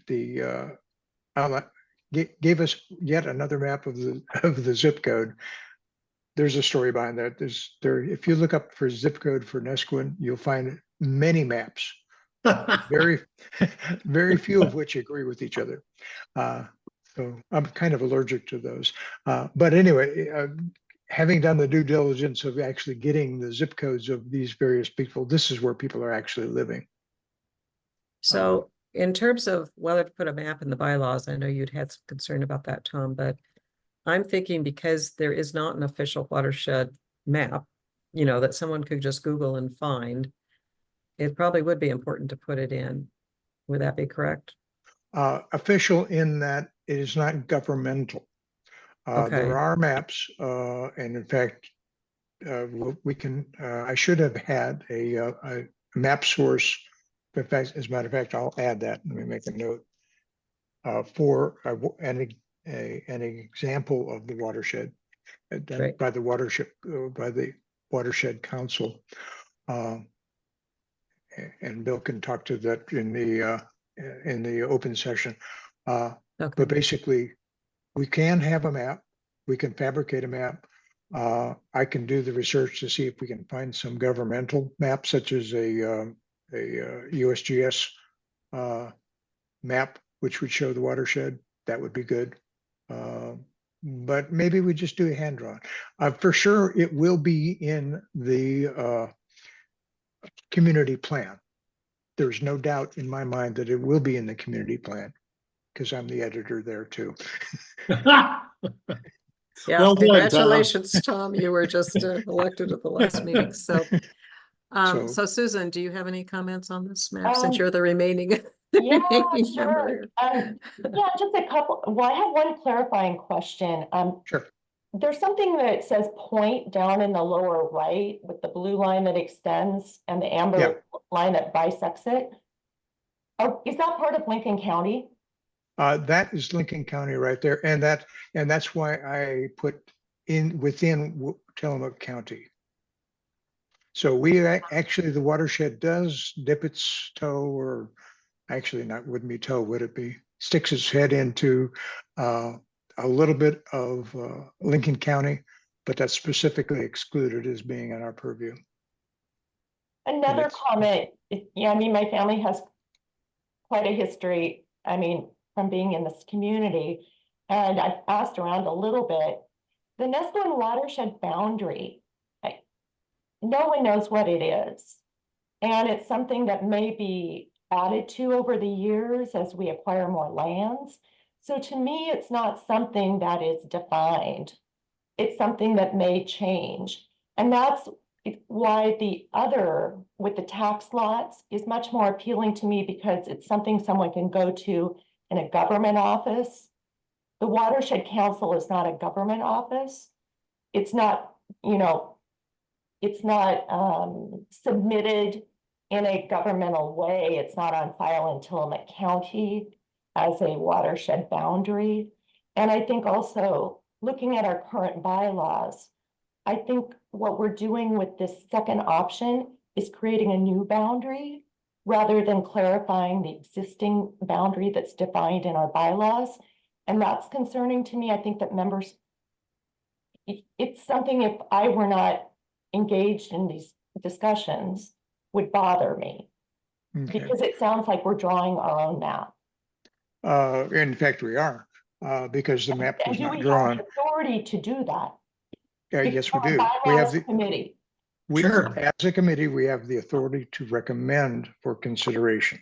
So let me, address the second part first, which is, are we changing anything? We're actually not changing anything. What these turquoise arrows are meant to say, this is the current definition. This is just giving people a better idea of what that means. So I don't think we're actually changing it. Now, the fact that this is not a governmentally produced map, that does bother me. I think that is a deficit of this particular proposal, but I think it's overcomable. I think it's worth considering. It has a lot to say for it, but that's something to say against it, in my opinion. So I see something in the chat from Bill Bush about Oregon State has published an online map, and that the Nascalon watershed is a physical boundary that will not change. So I and I see you have a comment too, Liz, that will invite you to Yeah. comment in public comment. But what I would like to suggest, because I think it does sound like there are concerns, is that we go into the feedback sessions and also take this to the executive board meeting and just let them know that these two options are there. The committee hasn't come to a recommendation, particularly since we have two members that aren't here at the moment. Does that sound fair? Yes. I'd also very much appreciate pointers to official governmental maps, because that is, like I said, that's a concern of mine. Okay, is that okay with you, Susan? Mhm. Okay. Let's move on to the next, because we really need to get through this. Okay. Because we want to have time for public comment, and this is important stuff. Okay, so once again, boiling down to two possibilities. Option one is what we have now, is no restriction on the number of people who could be members or would be members. Option two is restrict it somehow. And one of the ways of restricting it is to restrict it based on number of people per category. And this is probably new to a lot of you. This is, once again, I've given a problem, and I've told Nancy this. I was sort of, in retrospect, I sort of felt like the people who worked on the atomic bomb. I was given an interesting problem. And I thought, well, I should be able to solve that. So I went and I diligently worked, and I came up with a solution. And after I got done, I thought to myself, goodness, what did I do?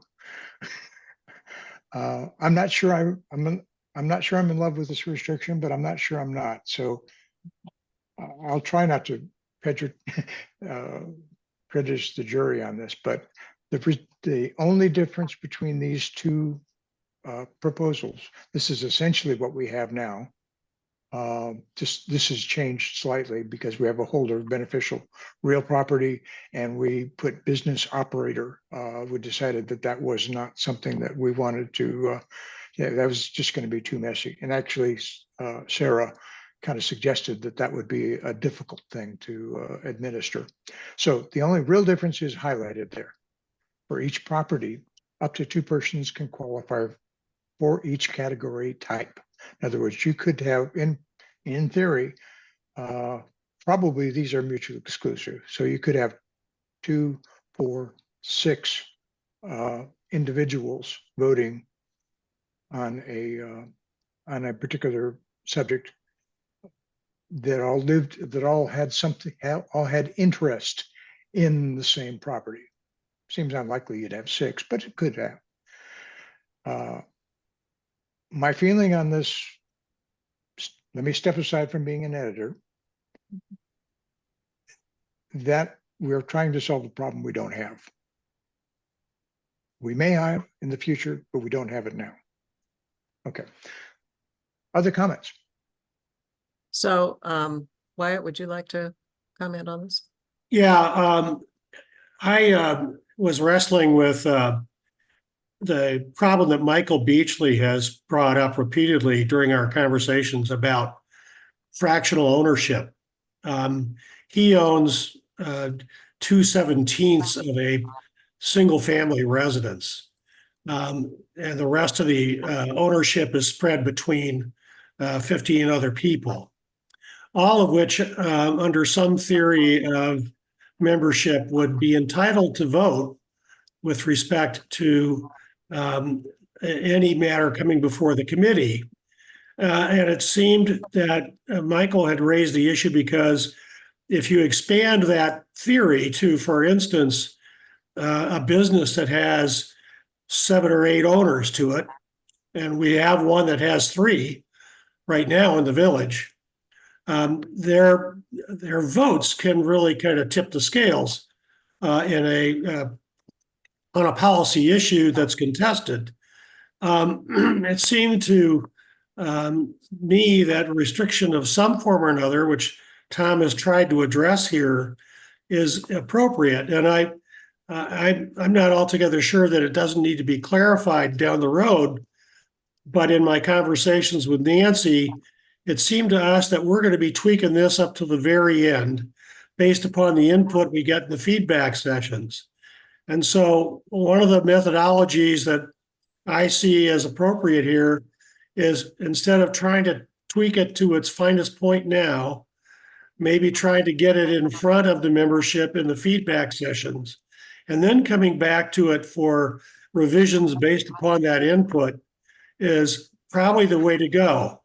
And so my recommendation is that we approve it with Tom's, approve option 2 with Tom's language for submission to the feedback sessions, not as a final approval, as well as submitting it with option 1 and finding out what people think about it, so that we can then take that input back and kind of sharpen our pencils and try to come up with a final product that we can recommend. I also have taken some of Tom's thoughts to its logical conclusion in trying to deal with that issue about multiple parties and fractional ownerships, or multiple parties on the deed to a single unit, and also people who own multiple properties. And I'm going to do a little research with the county assessor's office about how many tax notices go to, for instance, a property that's owned by multiple individuals by deed, and see if they send them separate tax notices, because that may be a way of administratively trying to limit the number of votes given to a specific property. But that's not ready for prime time. It's not even ready for 2 o'clock in the morning after the Thigh Master commercial. So it seems to me at this point that we try to get as much feedback before we really try to get back to the nitty gritty of refining this, because we're just going to be spinning our wheels without that feedback. Okay, Susan? I also am thinking back to last year's elections and how Sarah came and said that she had, asked the county council who could vote. And at the time, the county council said everyone can vote. So I'm wondering if we're spinning our wheels unnecessarily here, because if that's what the county council said last year, why would they change what they would say this year? And when I reference Michael Beachley's minutes under what Sarah said at our last meeting, and he bolded it. If there are multiple persons owning a single property, each person shall have a vote. I just think we need, again, clarification from the county council if they're going to give us a different answer from last year. So that was one of the things, one of the comments I had in the minutes, is that, and I think he may have actually gone back and said that too, is that I listened to this very carefully last night in the video, and Sarah went on to say that it can be that it would be worth our pursuing if we felt like we needed to have a cap on something like Michael's situation or something similar, that would be worth taking to the county council. Yeah, So I think she's given us that permission, and then find out what would happen. But she actually said to me one-on-one at one point that it could almost be discriminatory the other way. If you don't have a cap on one property, could end up having 30 votes that could end up really having an impact on how something is decided. So she also stressed that voting isn't necessarily as important, because they are going to be able to have minority reports, and that the commissioners actually listen and look at the minority reports and the reasons behind them as much as they do the votes themselves. but for elections and that kind of thing, the votes actually matter. So, Sure. Tom? Yeah, so I believe that these, pretty much this presentation should be what we discuss in the feedback sessions. I think we should have the options. I did specifically ask if this sort of gap was, going to be approved, if the county had any issues with it. I didn't hear a direct answer from that. I had, not at the last meeting, but at a previous one. So I'm fine with discussing it. I think we are conflating membership with voting. And that bothers me a little bit, in that we really want everybody to be involved and be a member of the community. And, maybe creating something like a voting membership, which just sounds ugly to me, would be a way around it if we have if we have this cap. So That's been I'm- a concern, or a suggestion that's been brought up in a few of our meetings, is could we have two categories of members, one that's voting members and one that's non-voting members? And I think we'd have to put some on our thinking caps on how we would do it. How do you have someone be able to register, but they're not able to vote? And, it would be I think messy. it would be, messy. and, you can always go back to the honor system. I'm certainly personally thinking the honor system's good on any of this, but. Well, we don't really have a choice. We're not an Right. enforcement agency. Right. Uh, So So- are there any objections? I'm hearing from Tom and Wyatt that you'd like to bring both of these up at the feedback sessions. Susan, do you have any objection to doing that? I don't know. Okay. Okay, Um, I've got a few more slides that are hopefully Yeah. non-controversial. Membership establishment, we've already talked about this. Basically, just this gives the mechanism for establishing a membership so that we can create member records, which are referenced elsewhere. They were never defined, so this defines a member record. So one thing that, it might go back on that previous slide, but one thing that's been brought up, what does exactly, at some point we had authorized representative in a bunch of these things. We did. That seems to be gone. That is gone, and that was just because it was too awkward a language, and it's too foreign to what was there before. I So- don't think it was really necessary.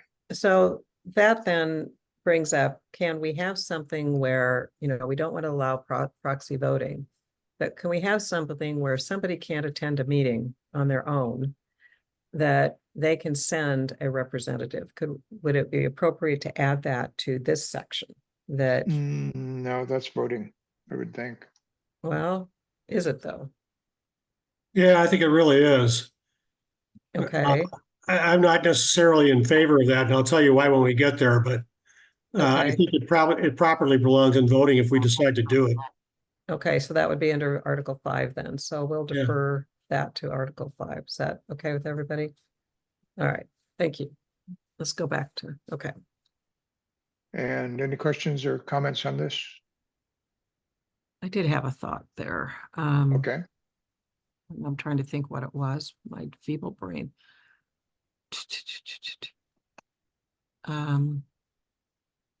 No, I didn't actually. You hit it with Okay. bullet 4. Thank you. and this is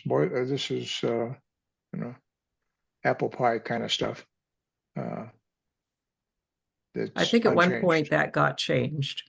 Yeah, I think it's different in the Yeah, current it did. version. I think But there this- were- So when we present it, Tom, we need to, I'm sure you'll go through and do it like you I'll did do for Article side by 7 side.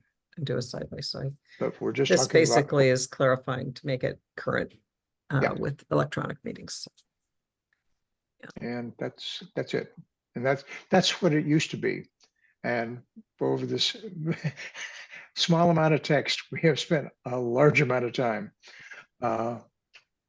Okay, so The only thing I'm going to do to this is take out I may leave this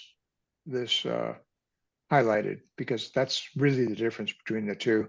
And I'll take out the red part here, and I'll add a source for a watershed map. And if somebody sends me a better source than the Watershed Council, I would be happy to put that in. So that's how I'll Okay. do it. And I will produce a side by side. Okay, so could we have a motion to recommend taking this presentation to the executive board and to the feedback sessions for discussion? Somebody? Tom? No, Ed. Okay, Tom moved, and is there any discussion on the motion to refer this presentation and the recommendations herein to the executive board and the feedback sessions for Article 3? Okay, hearing none. All those in favor, please say aye. Aye. Aye. All those opposed, say no. Okay, any abstentions? Okay, I didn't hear you, Susan, did you? Oh, I said aye, sorry. Okay, thank you. Okay, motion carries unanimously. Thank you. And thank you guys for all your work on this. And thank you to Bill Bush for all his work with you. And Bill, do you have any objection? Bill Bush, do you have any objection if we put all your correspondence, email correspondence with Tom and Wyatt in our member comment? I think it belongs there. It should be public. So any objection? No, that's fine. I'd appreciate it Okay. if you would do that. Okay, thank you. All right. Thank you. And we are actually over. If there are no objections, I'm going to extend the meeting by 10 minutes so we can do public comment. I don't see that we need to do the review and update project plan. Sorry for my phone. Really, we've done that. I think all of you have seen the schedule for our feedback sessions, and hope as many of you can attend as possible. So I'm going to go to public comment. Who would like to talk first? Bill Bush. You're on the floor. You have the Yeah, floor. I got that. Oops, I'm just clicking away here. I just wanted to make a couple of comments. First, to clarify any misunderstanding, the watershed has nothing to do with the Watershed Council, other than that defines their area of interest. The watershed is a physical boundary defined by elevation. So take a bucket of water up on a hill, drop it on the ground, see which way it flows. And that's what defines the boundary. In talking about the area, there are a couple of comments that I wanted to make. One is that the goal of the NCAC, I think, as everybody agrees, should be inclusivity, and you shouldn't get hung up about voting or restrictions on voting. I've been going to CAC meetings or CPAC meetings for 15 years, and I was an officer for 6. And I didn't go to the meetings thinking about what are we going to vote on today. It was what are we going to learn new about the community today. Sometimes it would be comments from the development office, or other times it would be information brought in by people that we invited to clarify things. The most of the things that we dealt with are things that affected the watershed and are things outside really the residential areas of Nesquin.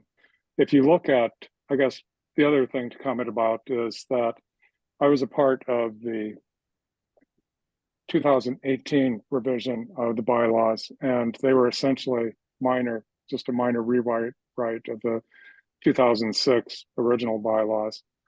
And so they've been around a while. If you look at the community plan, it dates back to 1999. So I appreciate the effort that you guys are putting in, and it looks like it is going to be a worthy document, but realize that it's something that is going to stay around for at least another 20 years or more. So with that, it's important to look at the future and not get hung up by current issues. among the sort of things we used to talk about at the CAC meeting were things related to water flow. So the recent acquisition of the watershed by the water district was preceded by a meeting where the entire board of the water district and the manager came in to describe that. During 2017, 2018, there was an E. coli outbreak in Butte Creek that eventually led to the closure of Nesquin Creek and the walkway going from the wayside to the beach. And so that was important. Something that is maybe worth bringing up on people's radar is that Tillamook PUD plans to build a major transmission line to Nesquin, which will be good for providing some continuity or reliability in our power. But it also is going to cut a swath through the watershed and end up building a substation just south of the hills of Nesquin as one possibility. I guess, though, the thing that I really want to close with is that with the idea of looking forward, I was a part of the Nesquin Coastal Hazards Committee, which wrote the hazard overlay ordinance, which is now part of the ordinances for Nesquin. And the work of that committee was followed up by a research program from Oregon State that included half a dozen researchers and also people from the community, public officials, people from business, and just ordinary citizens. We met for 2 years, and at the end, the OSU researchers presented scenarios for what the Tillamook coast would look like in 2050 and 2100. And one of the things that we had identified with the Coastal Hazards Committee is that the Nesquin Beach is doomed. It is eventually going to narrow to the point where it will basically have waves impacting the riprap directly. And at some point, the riprap is going to fail and the frontline houses are going to suffer the effects. The projected plans from the Coastal Futures Program, again, 2050 and 2100, took that into account. And at one of the sort of coastal resilience meetings that I was in following that, there was a discussion, and one of the planners from Newport said that, well, the average vision of, this was about 7 or 8 years ago, one of the planners from Newport said that the average vision of a planner is only 20 years. In my professional life, I was participant in a Bill, large I'm gonna have international. I'm gonna have to ask you to wrap it up a little bit. So Okay, this is well, fascinating, but okay, the thing that I want to tell you is that in the next decade, we're going to see the point where climate change really kicks in. And so that 20-year window is now, and it's something to consider that any changes that we've seen so far are going to be greatly magnified. okay, thank you. I appreciate that. And it sounds like that'll be a good thing for you to bring up at the feedback session as well. And we may give you more than 2 minutes because of all your expertise on that. Thank you very much. Liz and then Hillary. You're on, Liz. Hi. Hi. Thanks everyone for all of the incredible work you're putting into this. And thanks, Bill, for helping with the watershed boundary idea. I think that's great. And as I was trying to communicate in the chat, I think it's good if, if many, many years from now, our watershed does change, then many things have to change with it, so I don't see the same issue that Susan raised of it's changeable. I think that's the way things are. They're changeable and we have to change with nature. And I do think it's important to bring in these voting limits.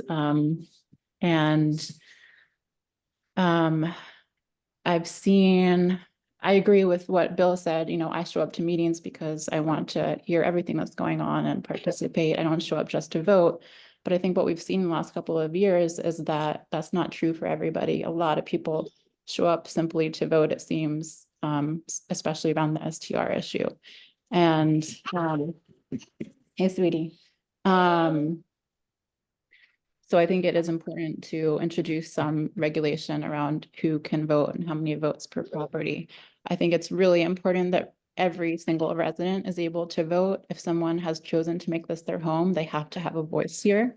This is their home, even if there's more than 2 residents per piece of property. And then I think it's also really important to limit to 1 vote per property if the owners are not residents. This is necessary to prevent financial privilege from determining our community's future, and also to prevent business interest from determining our community's future. The STRs are businesses. We can't have decisions for our community made by people who do not live here and aren't intimately aware with everything we deal with in our everyday life. And we can't expect that if someone doesn't live here, they'll know all of that. You know, having decisions for our community made by people who don't live here essentially turns us into a colony of elsewhere. And I know that might seem really radical, but it's kind of reality that I'm pointing out here. I don't want to see our community of Nescoin develop into a colony of, you know, I don't know, Portland area or, you know, many different areas. I want our community of Nescoin to be sovereign for ourselves. And there's a real danger in that being at risk if properties with more than 1 vote. I mean, if properties get more than 1 vote, if the people don't live here and don't participate in community. Okay, thank you for your comments, and thank you for all of you guests for staying and staying to comment. So thank you, Liz and Hillary. Hey, thank you. Welcome. Can you hear me okay? Yes. And thank you guys for your hard work. I'm going to try to be quick so I can be respectful of the 3-minute limit. So I just wanted to say I support an inclusive membership. I think it's important. I still kind of will repeat myself that I think that the voting part, when you're voting on something to make a recommendation to the county that only impacts part of Nescoin, such as the community boundary, that should then be limited to people in that boundary for the voting. And then for the membership qualification, I noticed that the authorized representative was gone. So Nancy, I'm glad that you mentioned that. I thought that was a great option when people can't attend a meeting or, you know, I like the idea of having the authorized representative. And I think with the voting, it'd be nice to either keep it simple, like keep it the way it is, or to have an equitable thing with 2 votes per property. I think that that's the most equitable way. I don't think it's fair to say that because I don't live here full time, that my husband and I don't get a vote. So I think nobody would argue that I am not, you know, an absent owner that's uninvolved with the things going on in Nescoin. So, and then just lastly, I'm struggling with the watershed proposal as a district boundary. That's the first time I've heard of this at the meeting. We've had a few meetings and I hadn't heard that one come up, and I don't know if I just missed it, but yes, we all think water is important, but how are we going from saying if we don't have water, we die, and nothing's more important than protecting the watershed, to a boundary for a community when our voting is, you know, recommendation to the county are limited to the community boundary. So that's my thoughts on those things, and I appreciate your time today. Thanks. Thanks, Hillary. And I think for both sets of comments and probably the others that we have, we'll take that in for how we present at the feedback session to address that question. Thank you. And then Barbara and then Tom Prahovich. I want to thank the committee for considering turnover of 1 set of executives to another set of officers. But I would also like to, I think it's very wise to have the experience of the officers that have served for at least a year to pass that down to the new officers. But I'd also like to suggest an alternative that I didn't hear today, and that is to have the immediate past president serve as an executive, as part of the executive committee for a period of 1 additional year. Boards and committees that I've served on have had that as part of their DNA, and it really helps the smooth transition of a set of new officers into the into the executive board and into the activities that may be a little mysterious to people who are just learning to what the MCAC is all about. So I encourage you to take a look at that in light of the other options that you've suggested and talked about today, and see if that is something that could fit in with what you've already discovered or have already planned. And I know it's a little bit of an imposition on the person that is the chair, but if they understand that going into the job initially, then it won't be a shock to their system. Thank you. Okay, thank you so much for that suggestion, Barbara. Tom and Liz, can you put your hand down, or were you wanting to talk again? Tom? You're muted. You're muted, Tom.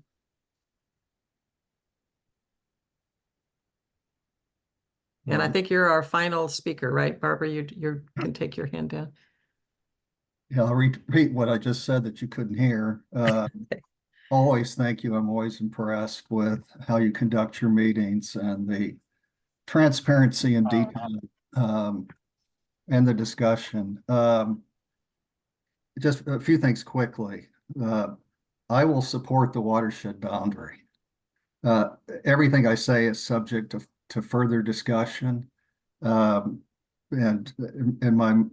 I'll keep an open mind, but that makes sense to me. I differ a little bit from my neighbor Bill in that I do think that voting matters sometimes, and it always matters. But it is true that we're an advisory committee, and there are things that we will vote on that either the Department of Community Development or the commissioners will disregard because they're the ones that will make decisions. But it does matter, and as just one example where it matters is the election of officers and the election of subcommittee chairs and members matters because those people will be responsible for setting agendas going forward. And so, as I've said in the past, voting does matter to me, and who gets to vote. So I have a little bit of a concern, and I know this is going to come up. It's going to come up in the future about the difference between having a representative vote for someone who's not there versus proxy voting. That was unclear to me today. I don't see the difference between them. I probably it's not something I would probably support. I think if you care enough about, even in the Congress of the United States, you have to show up. And it's rare that proxy voting or voting through a representative is allowed. Unless it was really strictly policed. I mean, well, I just think it's potentially problematic and subject to hearing more about that. And beyond that, thank you for today. Okay, Nancy, thank you guys very much. Nancy, I have Tom? a couple of modifications to the Article 3 based on some of the interesting suggestions from the feedback. If I could just briefly go over that and have the committee's permission to have that as the Okay, is discussion. there any objection to spending another 10 minutes on going back to article and discussing those? 5, give me 5. Okay, let's go. Okay, go, Tom. Okay. Normally, we don't respond to member comment, but I know. Well, we are going into the feedback sessions, so. Yeah. So the idea that the boundary may change, I added languages to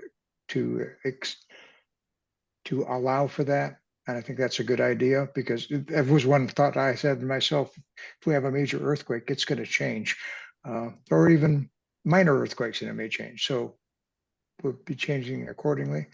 Does that, Liz, I think that, okay. Anybody object to that? As tough an issue as the boundary has been, I think that leaves it very, very loose. I think we need to be really careful. That's why I favor the option 1 for this very reason.